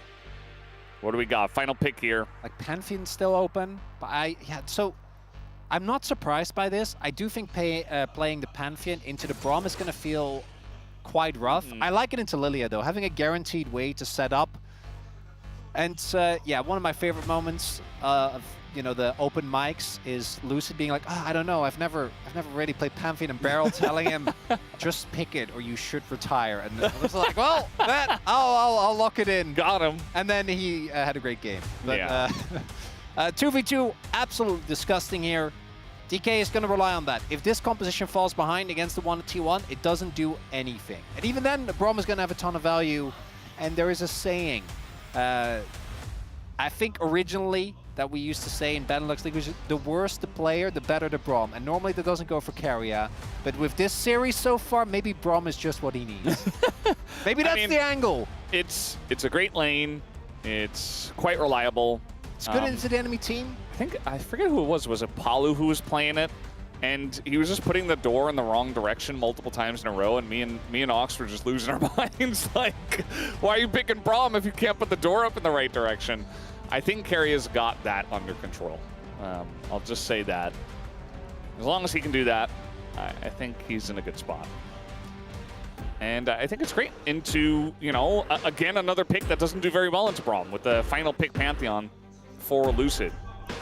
So we'll see. I mean, if DK fall behind, I'm not really sure what they're going to do because Nothing, I think they just lose. Okay, well, we're ready. Let's hop on the roof for game number 3.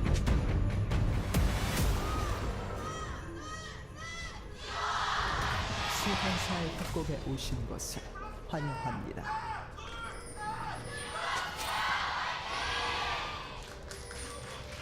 Here we go, game number 3. 30초 남았습니다. All right, they're opting into a level 1 against Braum. But it's just 5-point start here for T1, so DK are able to bully him a little bit.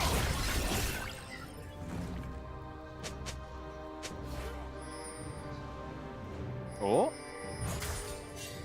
We are seeing the wards that are being placed, but nothing too crazy thus far. We have Shield going for Grasp, Aatrox.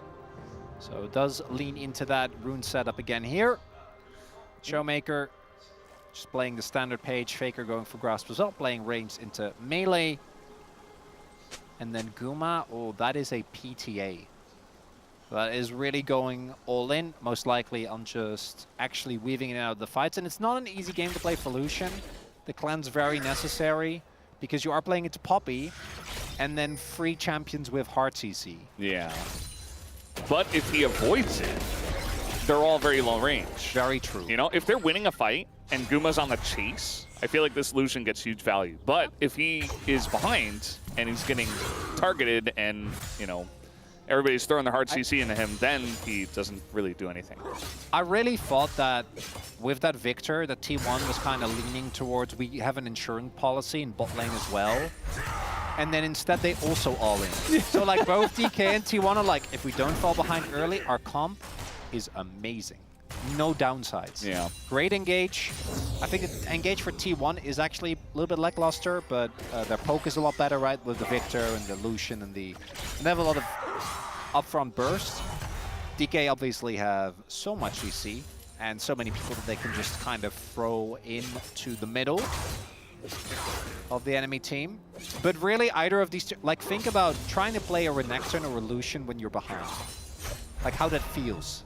I mean, we've seen it many times before, especially as teams were struggling to adapt and they were still picking Lucian in spots where he wasn't good, but they were just saying, well, this is what we know how to play. I think this was like end of last year, or just last year as a whole.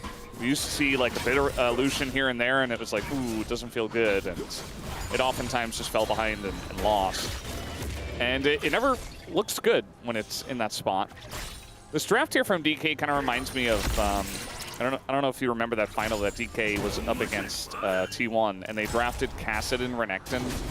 It was like game 3, and then they just threw this really weird comp. They blinded Cassidin. I remember that, because we were all like, you can't do that, and they lost. But they stomped the first 2 games, so we were like, well, maybe you can do that. And then they got stomped. And then they won game 3, so 4 rather. Okay, so do you feel about either team's draft like that? Yeah, it feels like DK drafted a similar comp. Like, no range. This is way better. If we lose early, we just lose the game. Yeah, okay, but this is, I feel like in this scenario, this one makes a lot more sense to me than that one did. Blind Cassid is not. That one did not make any sense, so I'm glad that this one makes a little bit more sense than that. As long as you're above 0, you know, it's not very hard to do that. Because that one made 0 sense. So this one, this is also a cohesive comp.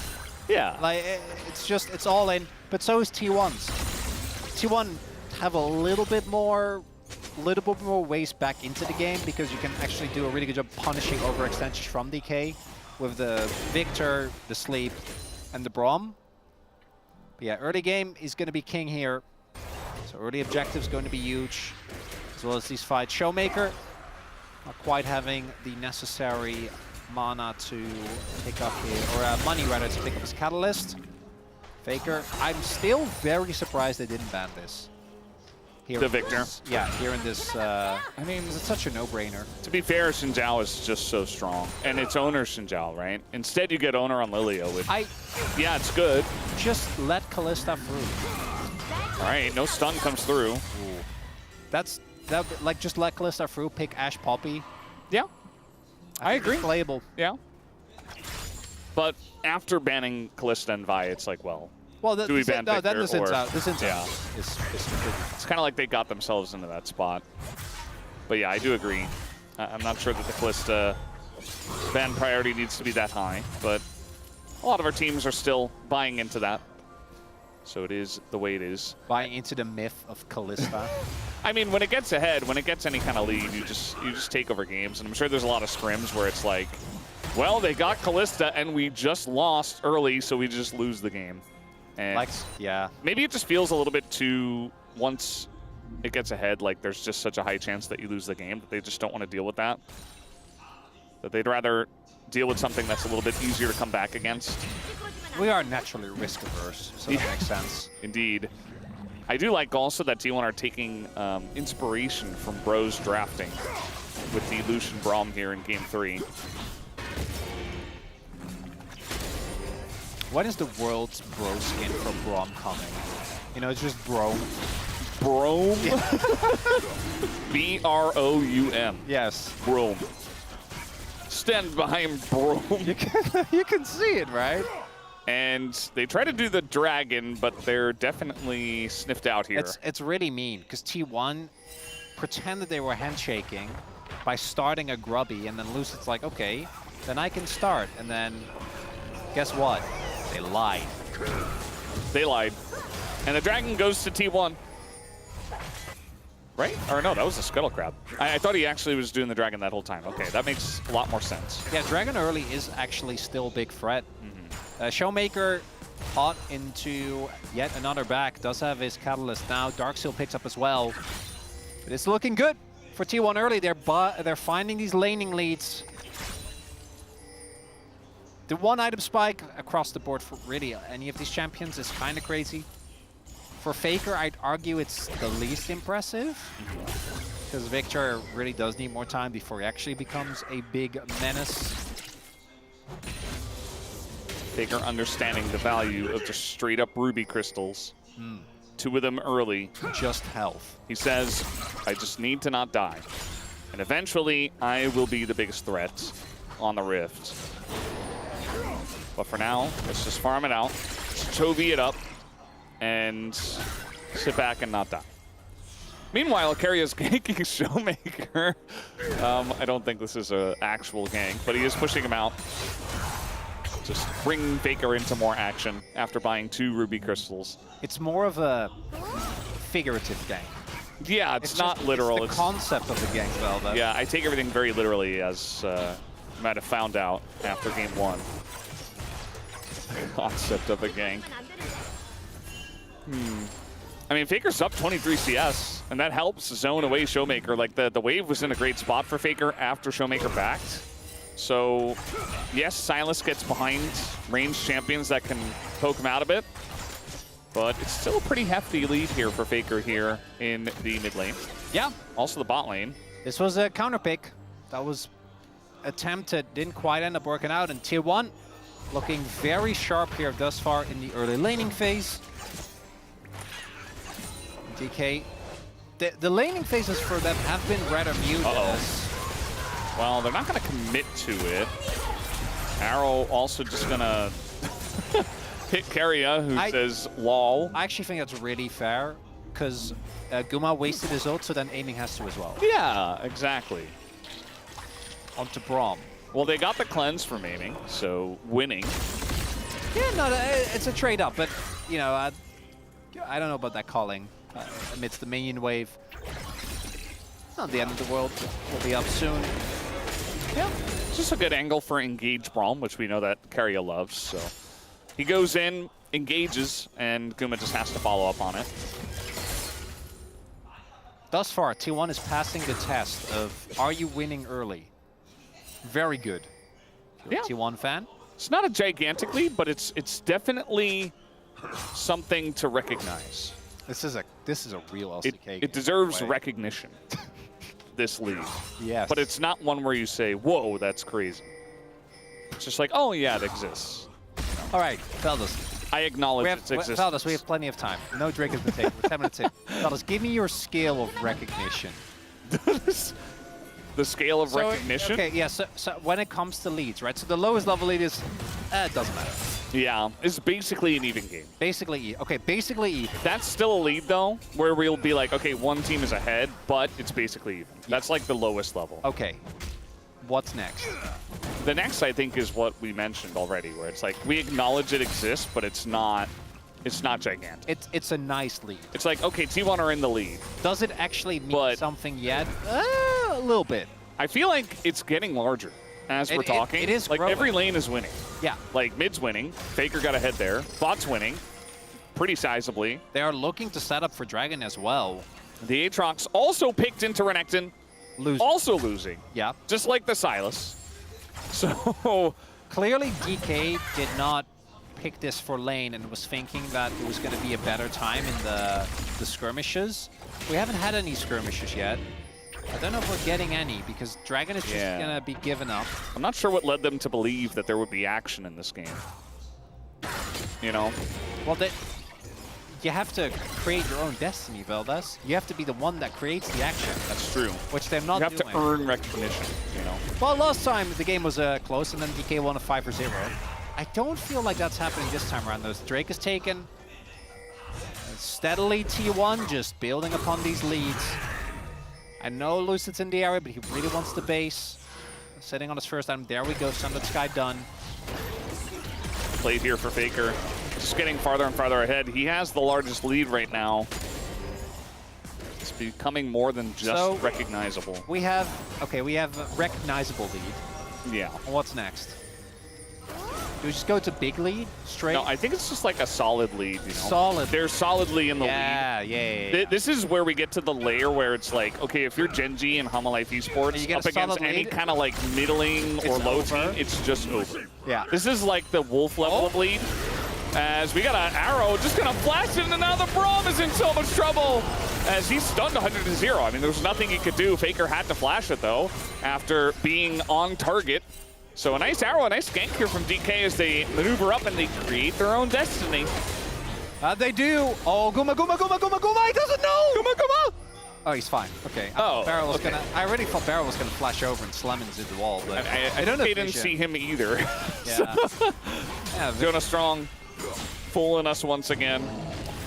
So now T1 has been demoted from a close to solid lead to just a recognizable lead. Yeah. They were getting close to tier 3, but now they're like back at tier 2. All right. Especially because, you know, Grubs went over to DK again. They're giving up a good amount of mid resources as well. Yeah. DK is, so lead now slowly getting bigger again. So we have solid lead, which for Genji and Humble Life is all they need. That's, you can nickname that the Wolf lead because that's where this season these kind of coins, like, well, at 12 minutes, if they have that lead, the game's over. All right. And that doesn't normally happen a lot, I feel like, in the LCK, but in this meta specifically, it just feels like once those teams specifically get that lead, okay, it's just like the game is over, even at 12 minutes. All right. Contextualize that. And then the next one is like just a big lead, right? They've got a big lead. That's where the majority of your teams will win. Like, I'd say probably top 7. Maybe not top 8. And then we get to like unlosable. Massive. Then we get to unlosable. Yeah. And at what point do you truly trust if you're a DK or KT player? What lead? Where on the scale do we? Oh, the arrow's insane! Aiming Zash! I should not have called for the Zeri when he can play Ashe like this. And he is the one setting up all these plays. 2 assists now for the man. He has made both the kills happen. He's got a big smile on his face, too. It's not really the aiming feel, you know, where he's farming and he's getting a bunch of gold. He's the gold king. No, he's just the Ashe arrow demon. Back-to-back plays off the back of aiming's aiming. And you know what? Now we've demoted again. We're on tier 1. It's basically even. That's my favorite state of the game. Basically even? That's the dream. Yeah, like T1 are still in the lead, but it's basically even. Let's see it. Pings it, sends it out. No notes. I love that Lucid also ults here, because we have to actually have Carrier roaming up as well. And Showmaker does obviously use a lot of burst as... That was sick, right? That's what he said. Ice cold. It was basically even. Or as G-Sun would say, that was pretty bussin', right? If I try to translate like G-Sun. Yeah. I don't think anyone can. I think she stands alone. Oh, It's just you never expected. Owner. It's very fast, but you can't get away from that amount of CC. Knocked into the wall, but Keria comes on over, helping him out of it. He's holding the door, and now they've gone very deep for this one. We got the Dominus, the buff level 11 one, ticking away the damage. And there goes Shiwu, who just got baited into this one by his team. And now Beryl, well, he's dead. The only question is who's going to get the kill. As he's very fast, but Lilia's faster. And eventually, yeah, the bowling ball hits him in the face. That's a nice kill for Owner. Another arrow. No way. No, 3 for 3. And this time, doesn't look like Showmaker's going to be able to kill him as he's full health with a Roa and another Ruby Crystal. But still, he hit it. As that play from Beryl and Lucid starting to give any DK fans some troubling flashbacks to what happened in the Gen G series. Not enough to bring T1 to a big lead, but back to a solid lead. Those were some heavy resources invested. As we take a look here, Owner actually doesn't get knocked into the wall until after he already gets his CC off, right? So it delays for so long, and then when Shiu shows up, they're not ready for Guma to also be there. That's 2 kills being given over effectively for free, which means that T1 now going to be feeling better again. But as long as neither team builds up a substantial lead, I think these fights are going to keep looking this messy, as we have a lot of good souls still on the table. This Dragon, I do think, with how the positioning from T1 is going to go over, because it looks like Aiming is setting up a bait. Showmaker is in the area with Flash. Is Guma going to fall for it? I mean, Aiming might die anyway. Showmaker comes in, he's like, oh, well, I can't do much now. It's Infernal Soul. Oh, yes, please. Either of these teams with Infernal Soul? Turret is just going to go, though. Like, DK are now sending Showmaker over. That turret is gone. Yeah, we don't have any feats of warfare yet, so these turrets, that's the first turret going over to T1. They're getting one step closer, and they get the objective as well, so they will be able to pick up the feats. As the arrow's so close again, still gonna go for it here is Beryl, but that is a Victor. And Beryl gonna get stunned up here anyway. They don't quite have the damage with only Victor. Yeah, they were looking for a play with Lucid there. He was actually sitting in the brush waiting to ult down to bot lane. If the arrow hits or if Beryl gets the stun into the wall, neither of those things happen, and this is a very beefy Victor, beefed up with Grasp and Roa. T1 starting to further build upon that lead, as I think Beryl wanted to go for some classic Beryl shenanigans, instead just gets found out. And another attempt at trying to punish Shiu here. Yeah, I mean, Beryl's hanging by his rookie once again. Just feels like, as well, like Shiu up against Faker in the 1v1, that's never going to be a fun time. So I'm not sure about this lane assignment.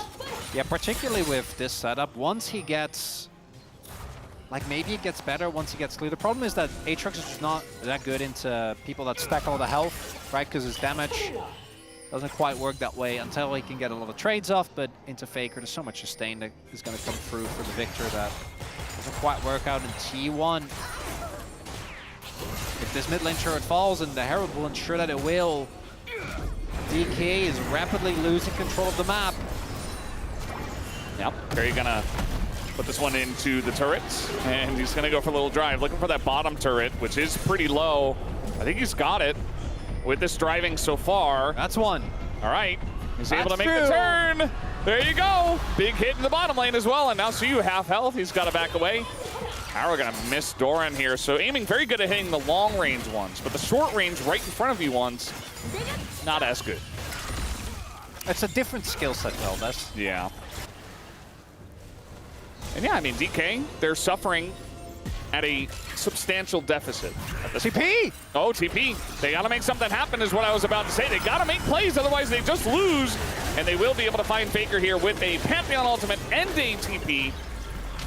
And there you go. So you're going to pick up the kill. Oh, that's a heavy investment. You see T1 is learning from their mistakes last game, just saying, okay, Faker, you're dead. We're just going to leave you be.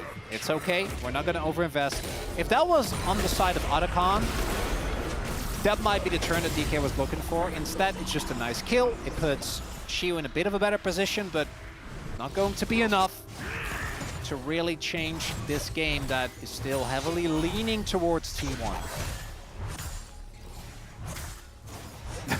I love how in the midst of the action, we're just seeing if Shiu can hit all the CS. Jonah Strong, pleased enough with that one. Turret eventually goes down, and T1 will increase their lead. We'll see where it goes from there. Next objective to fight over will be the Infernal Drake. Ooh, second item done for Owner, Faker, and Guma. Doran should be close, looking like he's going to go for Campak Chainsword, which is really good into what DK have. So, no-brainer there. I don't think Shiu's close. Showmaker maybe, but if you don't have that second item, might have to forfeit the fight for this third dragon. Very, very late in the game, by the way. And if either team just stays even and we go delayed, it becomes interesting. Victor seems like he should reign supreme. Yeah. Obviously, Doran with the buffs, as we've been told many times by all, is going to be You know, a monster. Ox, he texted me at the beginning of the game. He's like, Showmaker's a knower. He picked Silas so that he can steal Renekton's buff ult. True. That's the angle. Yeah, well, Doran is also going for a build where he doesn't get insta-popped as Renekton, so maybe he will get value out of that. But Doran at least better at building the champ than Zeus is. You know, Zeus has, I saw like 5 Renekton games and he went that build every single time. So clearly that's what. Including the Hex Drinker and the Warden's Mail? No, just the Okay. specifically Edge of Night and Surreal does. I saw a couple of humans. Imagine what he could do with a real build. He just likes his lethality builds. That's who he is.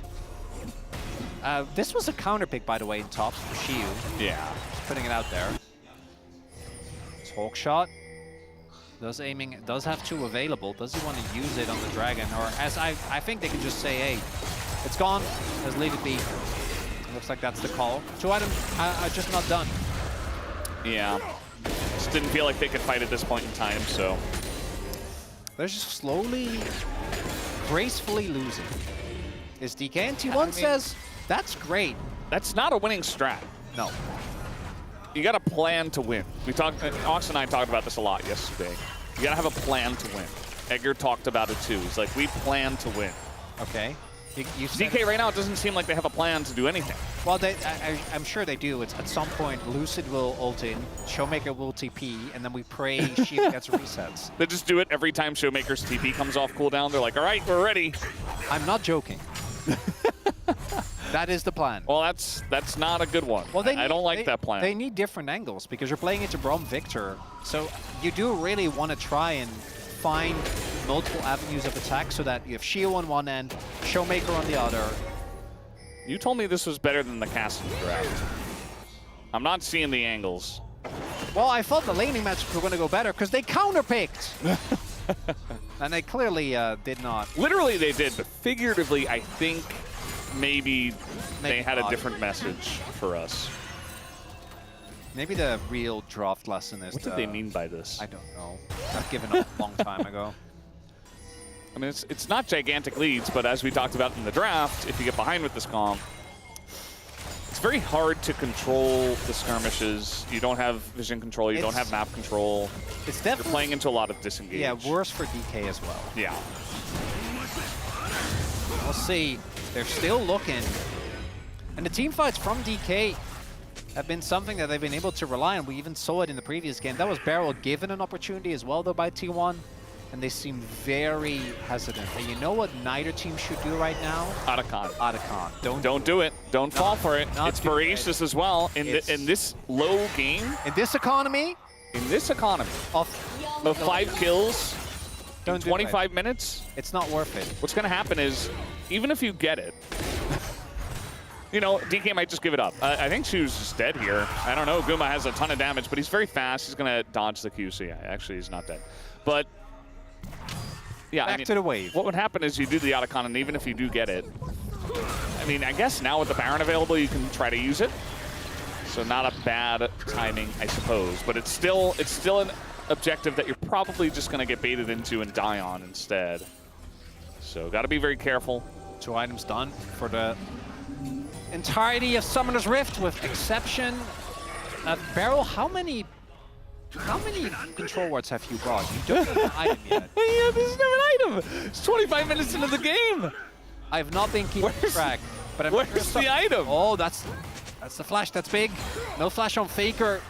Yeah, and they didn't even have to use a flash to get it. Just kind of Walked up. walks into them. He was walking there. Yeah. I'm walking here. Yeah, Come on. I'm glad you really made sure that everyone got the joke. Yeah. Well, maybe Faker was just trying to make action happen. If I'm DK as well, I'd say maybe T1 just make a mistake eventually. Well, if you just keep trading waves back and forth, I think the DK comp is harder to execute when we get to the later stage of the game, but they do have, again, a critical mass of, if Beryl slams someone into the wall and like Showmaker dives on, Lucid dives on, Shiu dives on, and Shiu then starts resetting, it's playable. If not too many people get caught, It's like a very jank Viego comp. yeah. It's like a fearless feel. This It round. really is. Well, you need a third item for aiming, though. That's what they're looking towards right now. Aiming needs IE, because otherwise you just don't have the damage. And I think T1, on their end, are going to be really aggressively trying to look for fights before that is there. And you can feel this game balancing. Just one fight for DK wouldn't be enough, but Barrow might have to flash. I mean, he just walks away. Doran, though, he is behind enemy lines. He wants to make the fight happen. And, I mean, they're trying to engage on a Renekton that is actually quite tanky. But now the stolen Renekton ultimate Showmaker are going to show us who the real Renekton is. And, yeah, I mean, Doran goes for the angle. It looks like a team call. Yeah, it must have But been. it was way too aggressive. What did they actually use, though? It's 2 ults for DK. And it's the ult from Guma and Doran, and T1's response is I think they made the read that DK would go for Dragon. DK, they're not seeing this coming at all. He's just gonna check the brush. Lucius is dead, and that's the jungler of DK off the map now. Yeah, now you can do Otacon. Now it's pretty safe. They're gonna do Nash. Yeah, they can do Nash, actually. That's much better. And yeah, you saw aiming was trying to play. She was going to look for a back and TP in. I don't know if they have the time. They need to try and stop this, though. And they do have a lot of AoE damage. I mean, Showmaker might just send it in with the Renekton ultimate, or they're just going to give it away. Oh, they just give it up.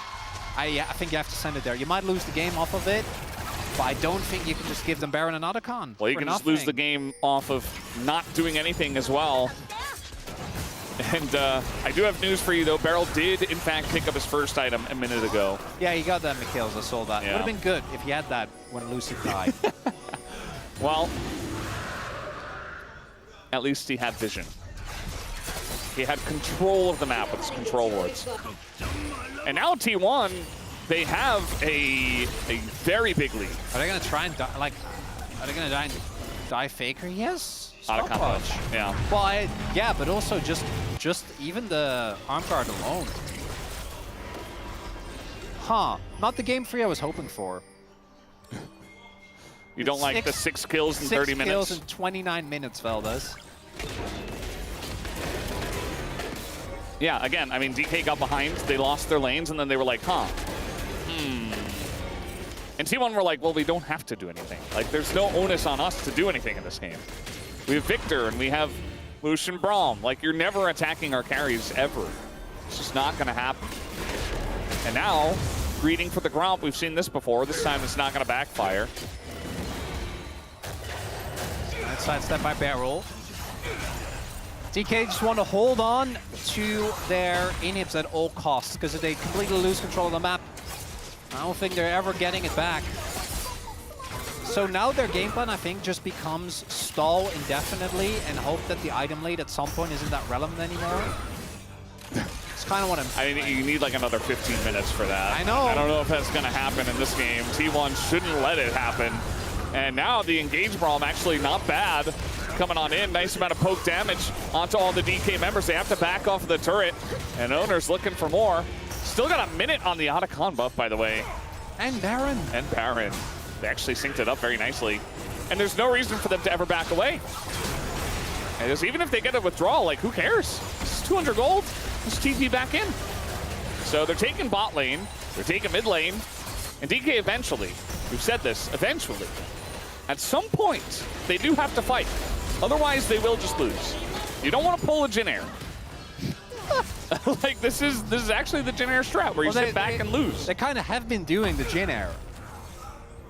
I think Yeah. it passed the point where you can pull it back. So the good thing for DK, you know, when I start saying stuff like that, that it's not the good angle for DK is that because they got that dragon, they can now chill for like the next 5 minutes, which will not be enough to bridge this 8.4k gold lead.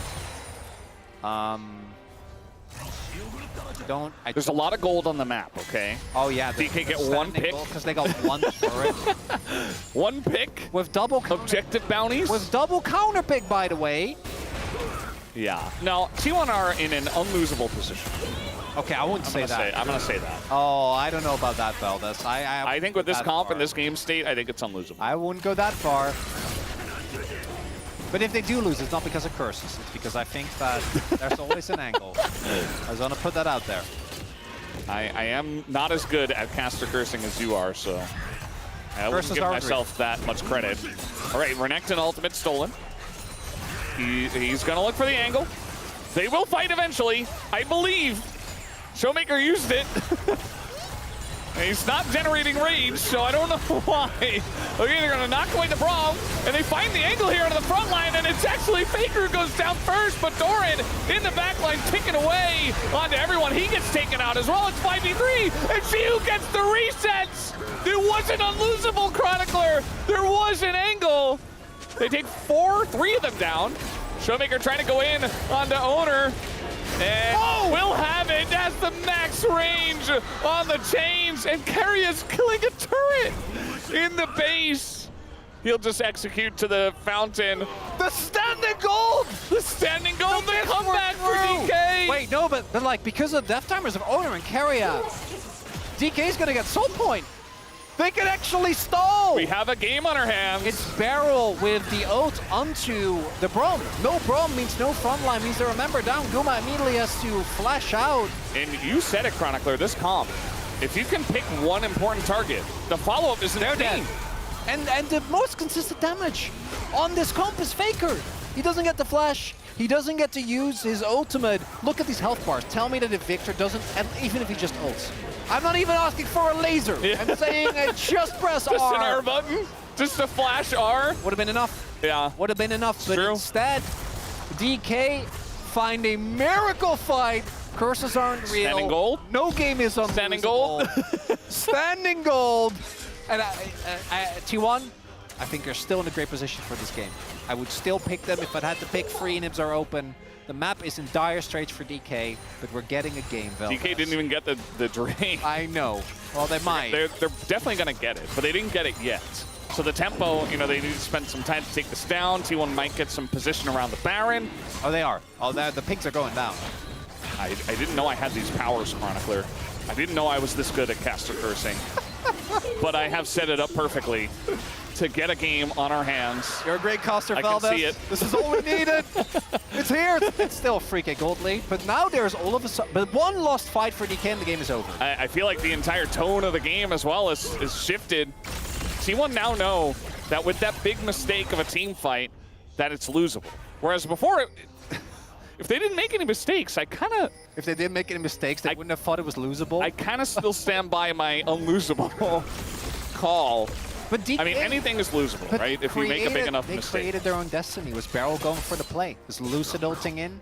The rest of the team following up? It just took them 35 minutes. They were just waiting for the right angle. I guess what? what? Eventually, that is not enough because of the lead that T1 built. I think T1 again. Any one fight for them even if it's only 2 members, I think they can actually look to end, or you get free inhibs, which effectively ends the game. For DK, that's not the case. They got a good amount of standing gold, as Valdez was saying. They know where Lucid is.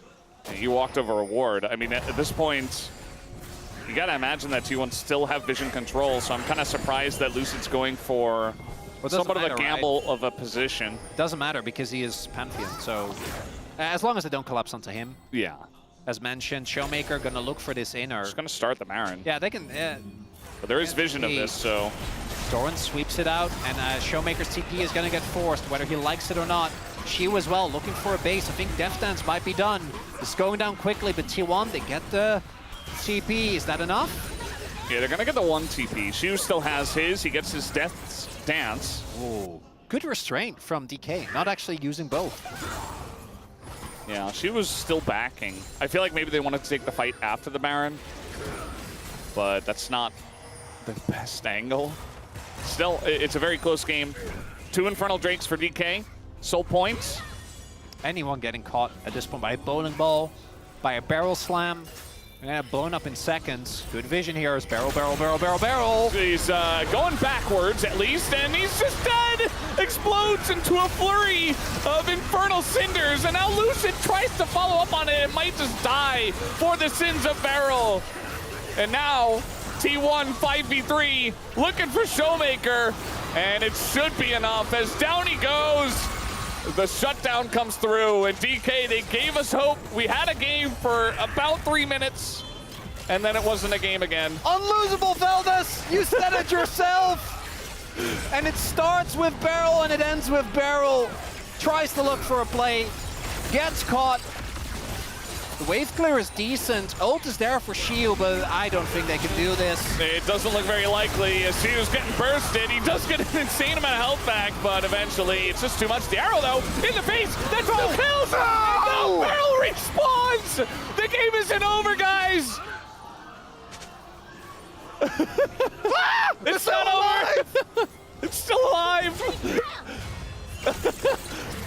They were asking for palm comments. Production thought it was over as well. The game is not over. Barrel?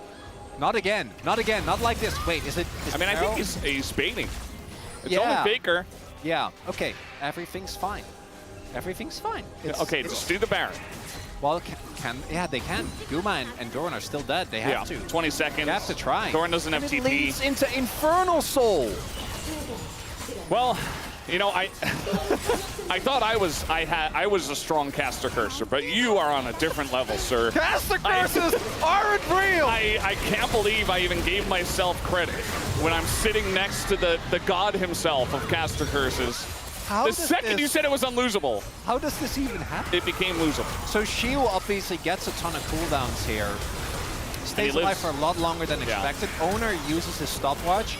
And then Guma just tanks face first into aiming. Barrel shows up, and that's that. I feel like the idea to collapse on the Ashe wasn't bad.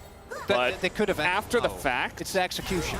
Yeah, like the idea itself is fine, but like the just flashing in immediately, getting arrowed and dying is obviously not the right play. It's suboptimal, Valdez. It did not work. If they lose Infernal Soul, oh, the timing is off. The timing is off. Aiming. He's feeling it. Palms are sweaty. Mom's the regular spaghetti. season game. All right, we're setting up for the Infernal. Oh, we're not getting the. We're going for the fight. No one is trying to actually get this objective. It's all about the positioning.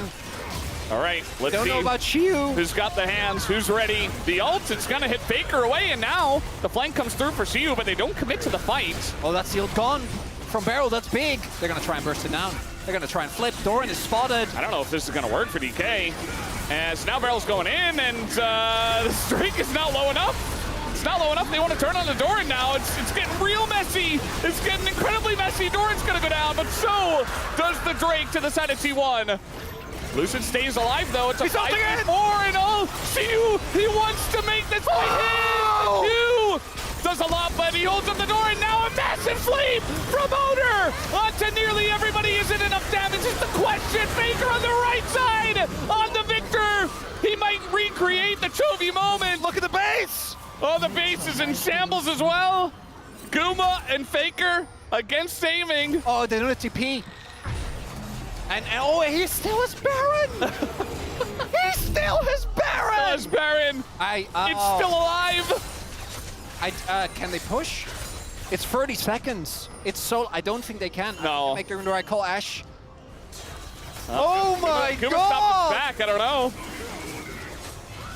Oh, this was chaotic. As owner saving the game. Without him, this game would have been over. As Lucid is able to get over the wall, it means they don't get the dragon, but they do get the kill. And then the timing here is just off by a little bit. If Lucid is a little closer, then I think they just end it here.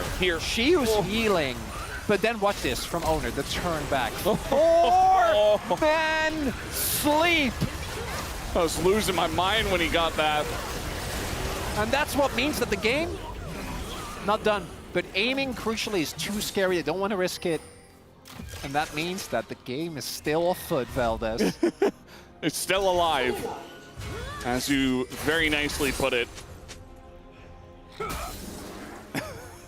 we thought we used enough bug spray. Showmaker, hey, congratulations. 2,000 kills. 4th mid to do it. He's up against #1 in both the mid category and in just the LCK category. What a game to hit it in. Yeah. My God. 2 kills in that last fight, it looks like. As he was on 1999. Shiyu has skilled into this game, as we saw in that previous fight. Right now, any person makes a mistake, that's it. Anyone gets caught, anyone gets taken down. She ended the fight immediately. You see DK though, they become deceptively tanky. I think it's a double death stance actually making a big difference. And my God, aiming. This game is crazy. Aiming his Ash game has been completely bonkers. Like, It's this is so good. not an easy game to go deathless in. And if he ever falls, the game is done immediately. Look at the vision control behind T1 here, or behind DK here, by the way. And the problem is DK, they don't have the luxury of having structures defending their base. So they need to be very careful about how they pick their fights. And guess what, Valdez, in 2 minutes, someone is getting an Infernal Soul. I don't know who They have to fight over that. But you can't. Well, I mean, well, T1 might be able to like end the game or something, depending on the wave states. Soul for Nexus. Yeah. I don't think Barrel falls for that. If there's one guy in the game, I'm like, you can't do it. You can't get it past the LoL Master. That's why he's the guru. And Baron's gonna spawn By first. the way, Barrel's level 6. This is a support puppy with 1 item. He's level 16. Yeah. Well, he has a lot of control over the vision. Well, they don't, though. Well, he's trying his best. He's trying his hardest. He's spending as much money as he is physically capable of to contest the vision. Don't lose. If I would have actually swore if we lost the game over. I don't care who loses, but if anyone at just this ends point in a whimper. loses over Raptors, I would be very upset. That would be, yeah, that would be a bit of a problem. I think the coaches would be very upset too. That would make me curse. Yeah. Not in a caster way, just in a normal human being. Yeah. Casters aren't normal human beings, so it makes sense. It checks out. Does he have death cap? Is what we're looking at here. Yes, he does. That's full build for Faker. Full item up. Yeah, Showmaker. So now it's between aiming and Faker. Who can carry harder and which team can enable their player to play better? Because Guma, yeah, he's also sitting at 6 items. His burst is great, but the sustained damage just doesn't compare. The arrow? The arrow. And that's a big one. TP coming in. Oh, they got a Pantheon as well. And the Zonus comes in. Can they get there in time to defend him is the question. And now aiming. He's getting slapped. And he's taken out. Down goes aiming. The one guy who could get it done for DK. And they're trying to zone here for Shiyu. He has incredible amounts of healing, but it's not enough against T1. They get the clean ace, and they will end game 3 in their favor. 마지막 점을 처치했습니다. And after all of that, Doran finds aiming and cuts him down. Chops down the aiming tree. And there it is. T1 will take the 2-1 victory over DK tonight. Only 2 of us predicted it. And T1, they are back in the driver's seat. Kuma getting the focus, looking extremely happy after that game of Lucian. What a turnaround in this game. I'm not of the game, not in this game, because I don't even know if DK, you know, really were the ones. He looks so tired. Understandably.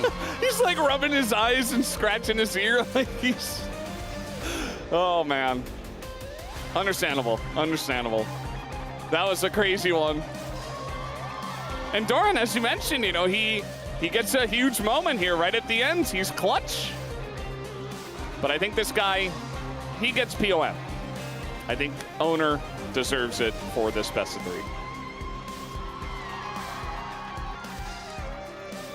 And Yeah, Faker. I need to try to think of. I don't know. You got to make a palm comment after that. There you go. That's the Lucian. Guma always going to hit us with the great celebration. And Carrion, he's thinking about his bedtime. He's like, yep, I did my best. His roam was good. He did his job. Put up the door. He got knocked away the one time where it was a bit dicey. And it ended up being a great pick into what they were dealing with. The Lucian Braum makes its return to the LCK. And it was an understandable attempt at the very end there from DK. The arrow hits. And if it was a less crazy game, maybe there was a bit more restraint, right? You know he still will have his W. You know he'll still have the Zhonyas as well. But it's the full commitment. What an insane final game. Wow. It looked like this it was wasn't. This was this game. Yeah, this did happen. I thought this was game 2. If we nitpick for DK, they might look towards those final fights and complain about those, but they should have lost this game here. We've right? jumped forward like 20 minutes. Yeah, which is valid. The game should have already been over at this point when this play comes through and when the next play comes through. For DK, for me, even though they didn't end up winning, the key point is those first 20 minutes. Why is there not more action? Yeah. One of the big things that they have struggled with against teams that are better than them. And then when they're actually at the Nexus, they awaken. It's just a little bit too late. And T1, mental resilience as well for a team that's been so up and down these first couple of weeks. To not get tilted by what felt like 2 big throws consecutively, where they were unable to end the game. No, I mean, T1 to stick it out through this, through the ups and downs, and everybody and their grandmother having a comment and something to say about their team. They come out and they take out a huge team. God. And Owner, this is only one of the plays where he deserves it. His Neferi in game 1 was also bonkers. And he keeps the game alive for T1. They're just like, look at Faker, go to him. Doran. It's on a complete off angle. Guma does the forward. You have Owner throwing down a bowling ball.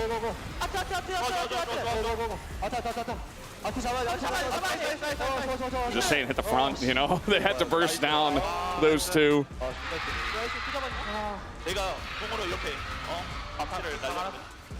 Guma's saying something about his ult. Like, I hit him with the ult. And that he did. He's very happy with the Lucian performance, and I think, you know, deservedly. He wasn't the main character in this one, but he did a good job. Did a good job on the Lucian. He redeemed himself. I think that dash, and obviously in terms of damage numbers, no shocker in a game this long. AD carries are going to pull ahead. Yeah. Oh. There was a roller coaster from like that 30-minute mark to it was like 32 minutes where we saw a huge drop off and then finally to the end. What a game, Valdez. What a game. My God. T1 just makes some great games against great teams. They got very close against Gen G, lost game 3. Got very close against DK, won game 3. And it is Owner. This is a no-brainer, I think, for us. I don't really even know who else you would pick. Yeah, I got no one. No? Yeah, there's nobody else. No, there's nobody. There's no other choices. There was one choice. It's probably just going to be back-to-back 13 out of 13 palm votes. But we'll see. I don't know. It was a long series, you know. And Owner, huge turnaround on his Lilia. They denied him the Xinjiao multiple times in a row. But it didn't matter. He had other picks in his pocket, up his sleeve. And did a great job carrying game one. Did a great job of carrying them in that very crucial moment in one of the last team fights. Oh, the first series, I was a little worried. We were going backstage, you know, talking to each other. Yeah. Man, we expected that to be a back and forth crazy. It's KT, Nongshim, both those teams are a little silly sometimes. And then we came into this one. I wasn't quite ready for the ride. Yeah, I mean, game one and game two were relatively slow. Yeah, So and game two was also a stomp. And I think that's when DK fans knew it was they knew it was going to be great. Well, guys, I'll hand it off to Deer for the POM interview translation. Thank you very much, guys. This is Deer for the POM interview translation, joined by Owner of T1. So D plus Kia is currently at third place. You have defeated them. How do you feel? You know, we were in a place where we felt like we were a little stuck, but coming in prepared and being able to defeat such a strong team makes me very, very happy. And D plus Kia had such a high momentum, and we got to see lots of intense team fights among truly high-level players. So what did you watch out for the most? I believe that D plus Kia does move around Beryl, so I think we really try to focus on Beryl's movements. And we actually tried to focus down the enemy jungle and mid's champions. And I believe that that was quite effective in terms of our strategy today. And currently, Nafiri is considered tier 0, and she was open in game 1, so what crossed your mind back then? You know, I think our initial goal was to give the Nefiri away, but I believe that we saw a really good angle to play her based on how the draft was going, so we ended up picking her pretty quickly. So with the Nefiri in game 1, you showed her true potential, so can you teach us how to have a fun game with her? You know, I'm not a perfect Nefiri player, but in the end, I think your team really has to set up for your Nefiri, so your team has to do really well. So in the end, you really need a lot of luck. You got a high roll with your good teammates. And in game 3, you got prio in all lanes, and T1's draft was rated pretty highly. And with how quickly you guys locked Victor in and took Lilia, can you walk us through this decision? I think we definitely prioritized Victor, so we didn't hesitate in picking the Victor. But because for the jungle, I don't think we had a lot of options, but I think Lilia was really the most optimized choice that we had. And the 4-man sweep with Lilia. Let's take a look at this replay. Can you walk us through what happened here? You know, at first, we thought that we had the edge here. But, you know, Doran ended up dying, and then it looked a little flip-floppity. So I was just trying to make sure that, you know, we don't get caught off. So in the end, I think I just had to go in, and I knew that I have to make a play here. So how did you feel when you hit the 4-man ult? You know, I didn't have a ward or anything like that, so I had to predict the ult and went in without fearing anything, and it worked out, and I'm really glad and relieved that it worked. You know, I did mention to my teammates to really look into this team fight. I was just wanting for them to sort of follow up with my movement. And now, your remaining opponents are OK Saving Saint Brian and DN Freaks. What are your goals? You know, for the rest of round 1, considering how we didn't have a much of a positive result overall, I hope that we can prepare well to finish it up very strong as possible. And that's the end of the interview with Owner, and back to the space. Thank you.